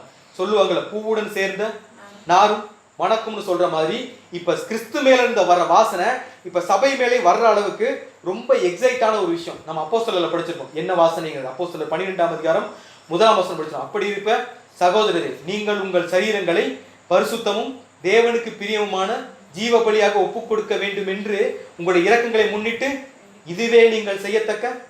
ஸோ அந்த அளவுக்கு ஒரு ஆராதனை, அந்த அளவுக்கு ஒரு ஜீவ பலியை யார் செலுத்தி காட்டணும் அப்படின்னு பார்க்கும்போது ஆண்டவராகிய இயேசு கிறிஸ்து. அந்த ஸ்மெல் இப்போ இங்கே யாருக்கு வருது அப்படின்னு பார்க்கும்போது, ஸோ இப்போ அந்த அம்மா ஃபீல் பண்ணுற ஒரு விஷயம் என்னன்னா, அந்த ஜீவபலி யாருடைய ஜீவபலி? இப்போ நான் ரட்சிக்கப்பட்டு மறுபடியும் சத்தியத்துக்குள்ள வந்துக்கிறேன், பாவத்துக்குள்ள போனாலும் இன்னும் நான் சாகாம இருக்கிறேன்னா இது யாருடைய கிருபை? இது கிறிஸ்துவுடைய கிருபை. அவர் நம்மேல் வைத்த ஒரு இரக்கம், அவர் நமக்காக செலுத்திய அந்த ஈடுபலி, அந்த ஜீவபலி என்னை பாதுகாக்குது அப்படிங்கிற ஒரு ரியலைஸ் வந்து இங்க யாருக்கு வந்திருக்குது? ஸோ இன்னைக்கு நான் உயிரோட இருக்கேன்னா இந்த வாசனை தான் என்னை என்ன பண்ணுது? என்னை காப்பாத்துது. இந்த வாசனை தான் என்ன பண்ணுது? என்னை ப்ரொடெக்ட் பண்ணுது. இந்த வாசனை தான் என்னை இன்னும் சத்தியத்துக்குள்ள வச்சுட்டு இருக்கணும். ரொம்ப எக்ஸைட் ஆகி பேசக்கூடிய விஷயம் தான் என்னன்னா, இந்த வாசனை எனக்கு இப்போ எங்கே வந்துட்டு இருக்குது. இந்த வாசனை எங்கே இருந்து வருது அந்த அம்மா சொல்றாங்கன்னா மறுபடியும் அதே வாசனை வாசிக்கலாம். வெள்ளை போலத்தினாலும் சாம்பிராணியினாலும் வர்த்தகருடைய சகலவித கந்த பொடியினாலும் உண்டாகிய வாசனையை வீசி தூபஸ்தம்பங்களைப் போல் வனாந்தரத்திலிருந்து வருகிற இவர் யார்? எங்கே இருந்து வர்றதுங்களா? வனாந்தரத்திலிருந்து வராருங்களாம். ஏன் வனாந்தரத்திலிருந்து வர்ற ஒரு கேரக்டர் பார்த்து இந்த அம்மா இவ்வளவு எக்ஸைட் ஆகுது அப்படின்னு பார்த்தோம்னா, அவர் பைபிள் கொடுத்த ஒரு சர்டிபிகேட். ஏன்னா இப்ப நம்ம பாவிகளா இருக்கிறோம், பாவிகளை யாருக்காவது பிடிக்குமான ஒரு கேள்வி கேட்டா கிடைக்கவே கிடைக்காது. கிறிஸ்துவ குறித்து பைபிள் என்ன சர்டிபிகேட் கொடுக்குற இன்னொரு வருஷம் கூட வாசிக்கலாம். மத்தேயு எழுதின சபைக்கு ஏன் கிறிஸ்து மேல இந்த அளவுக்கு ஈடுபாடு வந்துச்சு அப்படின்னு பார்க்கும்போது, கிறிஸ்து ஞானஸ்தானம் எடுத்தார், நமக்கு ஞாபகம் வருது. ஸோ கிறிஸ்து ஞானஸ்தானம் எடுத்து கரை ஏறினோன்னு ஒரு சம்பவம் நடக்கும். என்ன சம்பவம்னா, வானத்திலிருந்து பரிசுத்தாவி புதாவை போல இறங்கி அவர் மேல உட்கார்ந்தாலும் வானத்துல இருந்து ஒரு சத்தம் கேட்கும். என்ன சத்தம்? இவர் என்னுடைய நேசகுமாரன், இவரின் மேல் நான் என்ன இருக்கிறேன்? பிரியமா இருக்கிறேன்னா, பிதாவிய தேவன் ஓப்பன் ஸ்டேட்மெண்டா சொன்ன ஒரு விஷயம். இவர் யாரு? என்னுடைய நேசகுமாரன், இவரின் மேல் நான் என்ன பண்ணியிருக்கேன்? ஏன் இவர் மேல பிரியமா இருக்கிறார் அப்படின்னா, பிதாவுடைய சித்தத்தை டைரக்டா செய்ய வந்த கேரக்டரான ஆண்டவராகிய இயேசு கிறிஸ்து. என்ன விஷயம் அப்படின்னா, சும்மா ஊழியம் பண்ணிட்டு போற ஒரு விஷயம் இல்லை. இந்த உலகத்தோட மொத்த பாவத்தை என்ன பண்ணியாகணும்? அவர் சுமந்து தீர்க்கணும். ஸோ எல்லாருடைய பாவத்தையும் சுமந்து தீர்க்க அவர் என்ன பண்ணார்? வெளிப்பட்டார் அப்படின்னு நம்ம பார்த்துருக்கோம். இப்போ சபையுடைய பாவத்தையும் அவர் என்ன பண்ண ரெடியா இருக்கிறாங்களாமா? சுமந்து தீர்த்து அதன் மூலம் அந்த வாசனையை இப்போ யாருக்கு கொடுக்க ஆரம்பிச்சிட்டாரு? சபைக்கு கொடுக்க ஆரம்பிச்சிட்டாரு. ஸோ அந்த வாசனையின் மூலமா மட்டும்தான் சபையுடைய நோய்கள் குணமாகுது, சபை பாவத்திலிருந்து வெளியே வர ஆரம்பிக்குது, சபை மேலேயும் அந்த நறுமணம் என்ன ஆரம்பிக்குது? இப்போ வீச ஆரம்பிக்குது. தேவனுக்கு பிரியமான ஒரு வாழ்க்கையை சபை வாழ ஆரம்பிக்குதுன்னா அதுக்கு அடிப்படை காரணமே என்னன்னா, அவர் நமக்காக செலுத்தின ஒரு ஈடுபலி. அந்த ஈடுபலியை எப்படி செலுத்திருக்கிறான் அந்த அம்மா முடிக்கும்போது எப்படி முடிப்பாங்கன்னா, இந்த வாசனை எங்கே இருந்து வருதுங்களாமா? வனாந்தரத்திலிருந்து வருதுன்னா, வனாந்தரம் எதை அடையாளப்படுத்தும்? உலகம், உலகத்திற்கு உண்டான பாடு. ஸோ கிறிஸ்து நமக்காக உலகத்துல பட்ட பாடுகளை சகித்து அதுல இருந்து வெளிப்படுத்தின வாசனை தான் யாருக்கு இங்க ரொம்ப பிளசண்டா இருக்கு அப்படின்னு பார்க்கும்போது, இப்ப கிறிஸ்து பரலோகத்துல இந்த வேலையை செஞ்சிருந்தா இன்னைக்கு எவ்வளவு நம்ம டிஸ்கஸ் பண்ணுவோமா? அவர் நம்மள மாதிரியே மனுஷனா பிறந்து மாமிசத்துல பாடுபட்டு மாமிசத்துல என்ன பண்ணார்? ஜீவனை விட்டு நமக்காக நம்முடைய பாவங்களை சுமந்து தீர்த்தார்னு படிச்சிருக்கோம். ஸோ இது எல்லாம் பண்ணதுனால தான் இன்னைக்கு நமக்கு முன்னாடி ஒரு ஒரு முக்கியமான ஒரு கேரக்டரா நம்மளை பாவத்திலிருந்து ரிலீஸ் பண்ணக்கூடிய ஒரு கேரக்டர் யார் இருக்கிறதுனா ஆண்டவராகிய இயேசு கிறிஸ்து. ஸோ இந்த வாசனைகள் வந்து வனாந்தரத்துல பாடுகளை அனுபவிச்ச ஒருத்தர் மேல இப்ப யாருக்கு வருதுங்களாமா? சபைக்கு வருது. அப்படின்னாலே இப்ப சபை என்னதான் பண்ணியாகும்? இந்த உலகத்தில் உங்களுக்கு உபத்திரவம் உண்டு, ஆனாலும் திடன் கொள்ளுங்கள், நான் என்ன பண்ணிட்டேன்? உலகத்தை ஜெயிச்சுட்டேன். இந்த வாசனை இப்ப யாருக்கு கொடுக்குறேன்? உங்களுக்கு கொடுக்குறேன். நீங்க இதில் எப்படி இருங்க? ரொம்ப ஹாப்பியா இருங்கன்னு சொன்ன உடனே அந்த அம்மா இப்படி எப்படி சொல்லி முடிக்குது அப்படின்னு பார்க்கும்போது அதுல 7ஆம் வசனம் வாசிக்கலாம். உன்னத பாட்டு 3வது அதிகாரம் 7ஆம் வசனம். இதோ சாலமோனுடைய மஞ்சம், இஸ்ரவேலின் சௌரியவான்களில் 60 சௌரியவான்கள் அதை சுற்றி நிற்கிறார்கள். ஸோ இந்த ஒரு சூழ்நிலையில எவ்வளவு நான் தப்பு பண்ணினேன், ஆனாலும் அவர் என்ன பண்ணிட்டார்? என்னை ஏத்துக்கிட்டார் அப்படின்னு சபை தன்னை முழுவதுமா சுத்தப்படுத்தி ஒரு சுத்தமான கண்களை கிறிஸ்துவை பார்க்கும்போது கிறிஸ்துவுடைய 2ஆம் வருகையில் கிறிஸ்துவருக்கு எப்படி தெரிவார் அப்படின்னு பார்க்கும்போது, சாலமோனுடைய மஞ்சம், இஸ்ரவேலின் சௌரியவான்களில் 60 சௌரியவான்கள் அதை சுற்றி நிற்கிறார்கள். இதில் இதோ சாலமோனுடைய மஞ்சம் அப்படிங்கும்போதே இதில் சாலமோன் அப்படிங்கிறது யார் அடையாளப்படுத்தோம்னா, ஆண்டவராக இயேசு கிறிஸ்துவினுடைய 2ஆம் வருகையின் காலத்தில் இருக்கக்கூடிய அந்த ஒரு நிலையை அடையாளப்படுத்தக்கூடிய விஷயமா இருக்குது. இதில் சாலமோனுடைய மஞ்சம் அப்படிங்கிற விஷயம் எப்படின்னா, மஞ்சம் நமக்கு நல்லாவே தெரியும். மஞ்சம் அப்படின்னாலே இலைப்பாறுதலை அடையாளப்படுத்தக்கூடிய விஷயமா இருக்குது. எதில் கிடைக்கக்கூடிய இலைப்பாறுதல் அப்படின்னு பார்க்கும்போது தேவனுடைய அன்பு, ஆண்டவரை இயேசு கிறிஸ்துவனுடைய அன்பு, அவர் செலுத்தின ஈடுபலி, அதிலிருந்து நமக்கு கிடைத்த மகா பெரிய சத்தியங்கள்னால நமக்கு கிடைக்கக்கூடிய இலைப்பாறுதலை அடையாளப்படுத்தக்கூடிய விஷயமா இருக்குது. இந்த இலைப்பாறுதல் எப்படி நம்ம புரிஞ்சுக்கலாம் அப்படின்னு பார்த்தோம்னா, இன்றைக்கி உலகத்தில் நடக்கக்கூடிய எல்லா விஷயங்களும் இன்றைக்கி யாருக்கு மட்டும் தெரியும் அப்படின்னோம்னா, சத்தியத்தை கற்றுக்கொண்ட பிள்ளைகளுக்கு மட்டும் இங்கே என்ன நடக்குது, இனிமேல் என்ன நடக்க போகுது அப்படிங்கிறத தெரிஞ்சு நம்ம மட்டும் ஒரு ரிலாக்ஸேஷனுக்குள்ள ஒரு கலக்கம் இல்லாத சூழ்நிலைக்குள்ள இருக்கக்கூடிய நிலைமையை அடையாளப்படுத்தக்கூடிய விஷயமா இருக்குது. ஸோ உண்மையிலேயே சத்தியத்தை நன்கு அறிந்த பிள்ளைகளுக்கு இன்றைக்கி வரக்கூடிய பிரச்சனைகள் சாதாரண பிரச்சனைகள் இல்லை. அநேகமான பிரச்சனைகளை சாத்தான் என்ன பண்ணுவான்னா, சத்தியத்திலேருந்து வெளியே கொண்டு போகிறதுக்கு, இல்லை அந்த இலைப்பாறுதலேருந்து நம்மளை வெளியே எடுத்துகிட்டு போகிறதுக்கு நிறைய விஷயங்கள் பண்ணுவான். ஸோ அந்த விஷயத்தில் நம்மளை ப்ரொடெக்ட் பண்ணுறதுக்கு அவர் கொடுக்கக்கூடிய விஷயம் தான் என்ன அப்படின்னு போகும்போது, அந்த மஞ்சத்தை சுற்றி எத்தனை பேர் நிற்கிறாங்க அப்படின்னா, ஒரு 60 பேர்கள் எங்கே நிற்கிறாங்க அப்படின்னா, சாலமோன் மஞ்சத்தை சுற்றி நிற்கிறார்கள் அப்படின்னு நம்ம பார்க்குறோம். ஸோ இந்த 60 பேர் அப்படிங்கிறது யார் அடையாளப்படுத்தும் அப்படின்னு பார்த்தோம்னா, இதோ சாலமோனுடைய மஞ்சம், இஸ்ரவேலின் சௌரியவான்களில் 60 சௌரியவான்கள் யாரை சுற்றி நிற்கிறாங்களாமா? இஸ்ரேல்னா நமக்கு தெரியும். இஸ்ரேல் என்னது? இஸ்ரேல்ங்கிற பேருக்கு என்ன அர்த்தம்? யாக்கோபுடைய பேர், ரைட்டு தானே? தேவனோடு பேரை போராடி மேற்கொண்டது. அதான் என்ன, உலகத்தில் நிறைய பிரச்சனை வரும், அந்த பிரச்சனையை போராடி தேவன் கூட போய் சேர்ந்த ஒரு சில கேரக்டர். யார் இவங்க அப்படின்னு பார்த்தோம்னா, இப்போ கிறிஸ்து முதலாம் வருகையில் வரும்போது அவர் கூடவே வரக்கூடிய கேரக்டர்லாம் யார்? கிறிஸ்து முதலாம் வருகையில் வரும்போது அவர் கூடவே வர கேரக்டர் யாருன்னு கேட்குது. யார் வருவா? அவருக்குள் மரித்த பரிசுத்தவான்கள் அவருடனே கூட. இதுல 60 அப்படின்னா எதை அடையாளப்படுது? 6 நாளே என்னதான்? முழுமை, இன்கம்ப்ளீட். நமக்கு தெரியும் 6 நாளே என்னன்னா இன்கம்ப்ளீட்டட், 7னா பரிபூர்ணம். அப்ப இன்னும் என்னன்னா 60 பேர் வர்றாங்கன்னா இன்னும் என்ன ஆகல? ஃபுல்ஃபில் ஆகல. ஸோ நிறைவேறிய சபை, நிறைவேற காத்திருக்கிற சபைக்கு ப்ரொடெக்ட் கொடுக்கறதுக்காக, இல்லை அவங்களை கூட்டிட்டு போறதுக்காக தான் இப்போ யார் வந்துட்டு இருக்காரு அப்படின்னு பார்க்கும்போது, ஸோ இங்கே இப்போ நமக்கு பாதுகாப்பு கொடுக்கறதுக்கு எத்தனை பேர் இருக்காங்களாமா? 60 பேர்னா இது வரைக்கும் நிறைவேற மொத்த சபை கூடவே யார் இருக்கிறது? சாலமும் ராஜாவும். ஸோ கிறிஸ்துவும் அவருடன் நிறைவேறிய சபையுடைய பரிசுத்தவான்களும் இங்கே யாரை பாதுகாக்க ரெடியா இருக்காங்களாமோ? நிறைவேற காத்திருக்கக்கூடிய அல்லது உயிரோடு இருக்கக்கூடிய சபைக்கு ப்ரொடெக்ஷன் கொடுக்கறதுக்கு யார் ரெடியா இருக்கிறதுனா அவங்க எல்லாருமே ரெடியா இருக்கிறாங்க. இப்போ அவங்கள யார் கூட இருக்கிறாங்க? எங்கூட என்னைய பார்க்க, அதாவது சபையை பார்க்க மணவாளன் இப்ப வந்துட்டு இருக்கிற மாதிரி, இப்ப யார் பொண்ணை கூட்டிட்டு போக வந்துட்டு இருக்கிறது? மாப்பிள்ளை வீட்டுக்காரன். அப்படி புரிஞ்சுக்கலாங்களா? ஸோ சபையை கூட்டிட்டு போறதுக்கு மணவாளனும் மணவாளனை சார்ந்தவங்க இப்ப எங்க வந்துட்டு இருக்கிறாங்கன்னா இங்க வந்துட்டு இருக்கிறாங்க. ஸோ இது யாருக்கு ரொம்ப எக்ஸைட்டா இருக்குது அப்படின்னு பார்க்கும்போது யாருக்கு ரொம்ப எக்ஸைட்டா இருக்கு? ஸோ வர்றவங்க சாதாரணமா ஒண்ணு வரல. வர்றவங்க எப்படி வரல? சாதாரணமா ஒண்ணு வரல. ஏன்னா வர்ற இடம் எப்படிப்பட்ட இடம்? அந்த அம்மா சொல்லிட்டு இருந்த 3ஆம் வயது ஆரம்பிக்கும் போதே ராக்காலம் வருகிறது அப்படின்னு சொல்லிச்சு. ஸோ ஒரு உபத்திரவ காலத்தில் வரப்போறாங்க.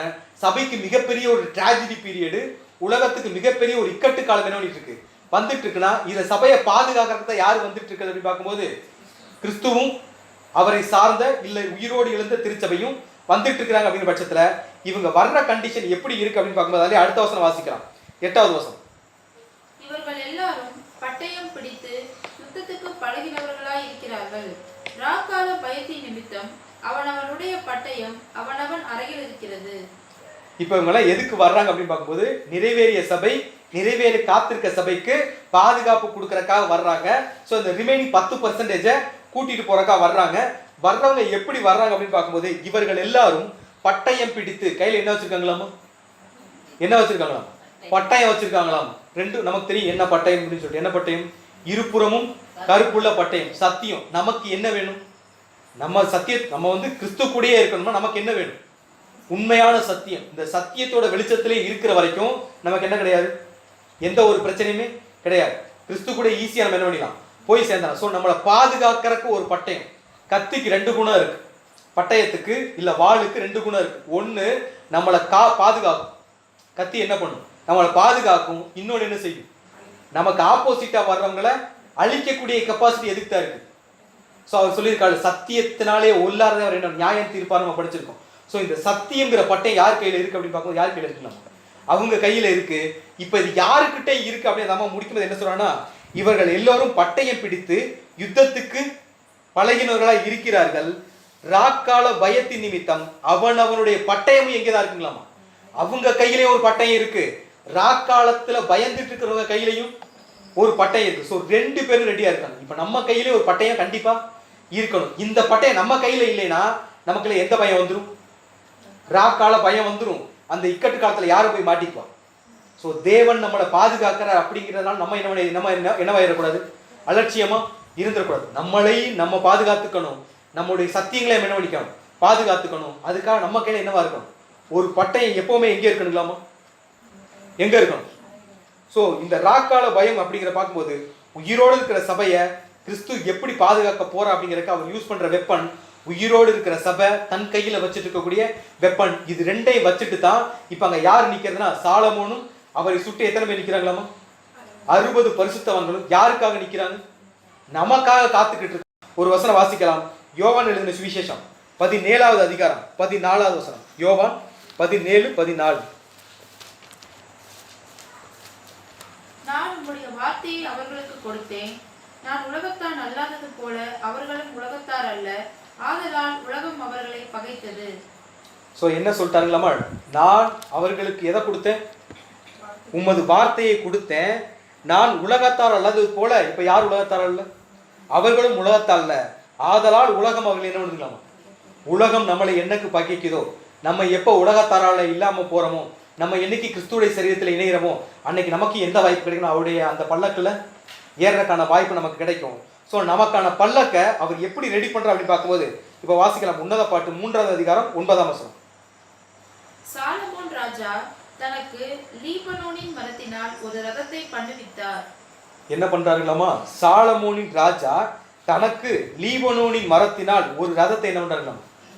சாலமோன் ராஜான்றது யாரு, ஆண்டவராகிய இயேசு கிறிஸ்து. இப்போ ஒரு ரதம் பண்றார், ரைட்டு தானே. அந்த ரதத்துல யார் போறது, சபையும் தலையாகிய கிறிஸ்துவும் டிராவல் பண்றதுக்கு ஒரு ரதத்தை பண்றாரு.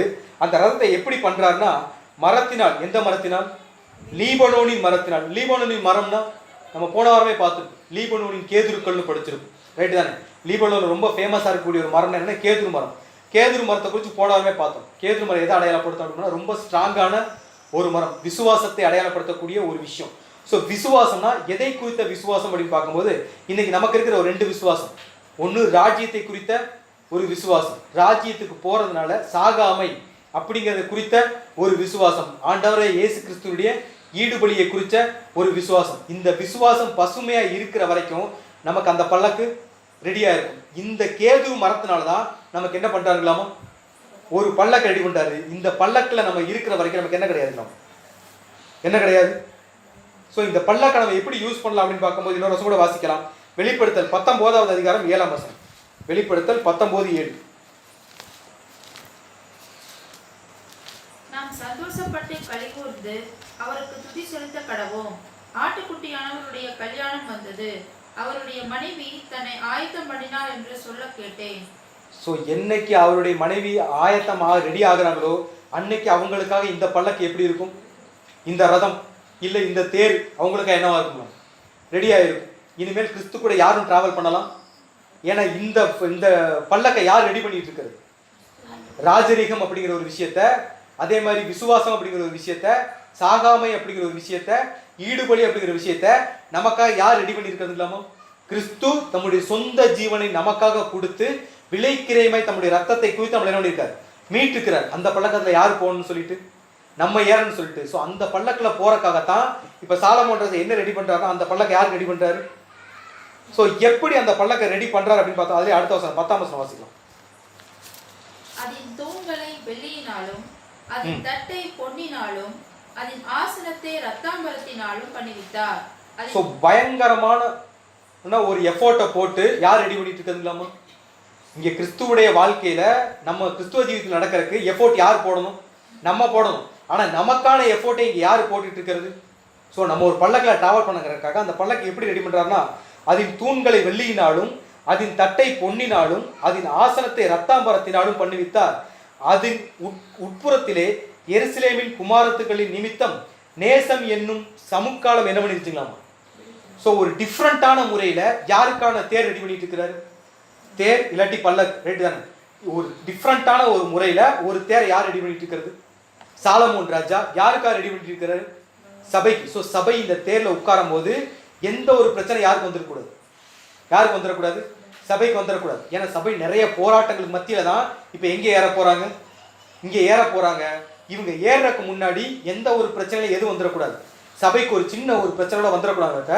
ஒரு டிஃப்ரெண்டான டைப்ல யார் ரெடி பண்ணிட்டு இருக்கிறதுனா சாலமோன் ராஜா ஒரு மஞ்சத்தை இல்ல ஒரு பல்லக்க இல்ல ஒரு தேரை மணவாட்டிக்கா ரெடி பண்ணிட்டு இருக்காரு. ஸோ அந்த தேர்ல ஏறினதுக்கு அப்புறம் மணவாட்டிக்கு என்ன கிடைக்குது? ஏன்னா தேர்ல ஏறுறதுக்காக மணவாட்டி நிறைய பிரயாசப்பட்டிருக்காங்க. காலத்துல அவர் தேடி அலைஞ்சிருக்கிறாங்க. உண்மையான சத்தியம் எது, பொய்யான சத்தியம் எதுன்னு கண்டுபிடிச்சிருக்கிறாங்க. கிறிஸ்துவுடைய மணவாட்டியோட அந்த அறைக்குள்ள போயிருக்காங்க.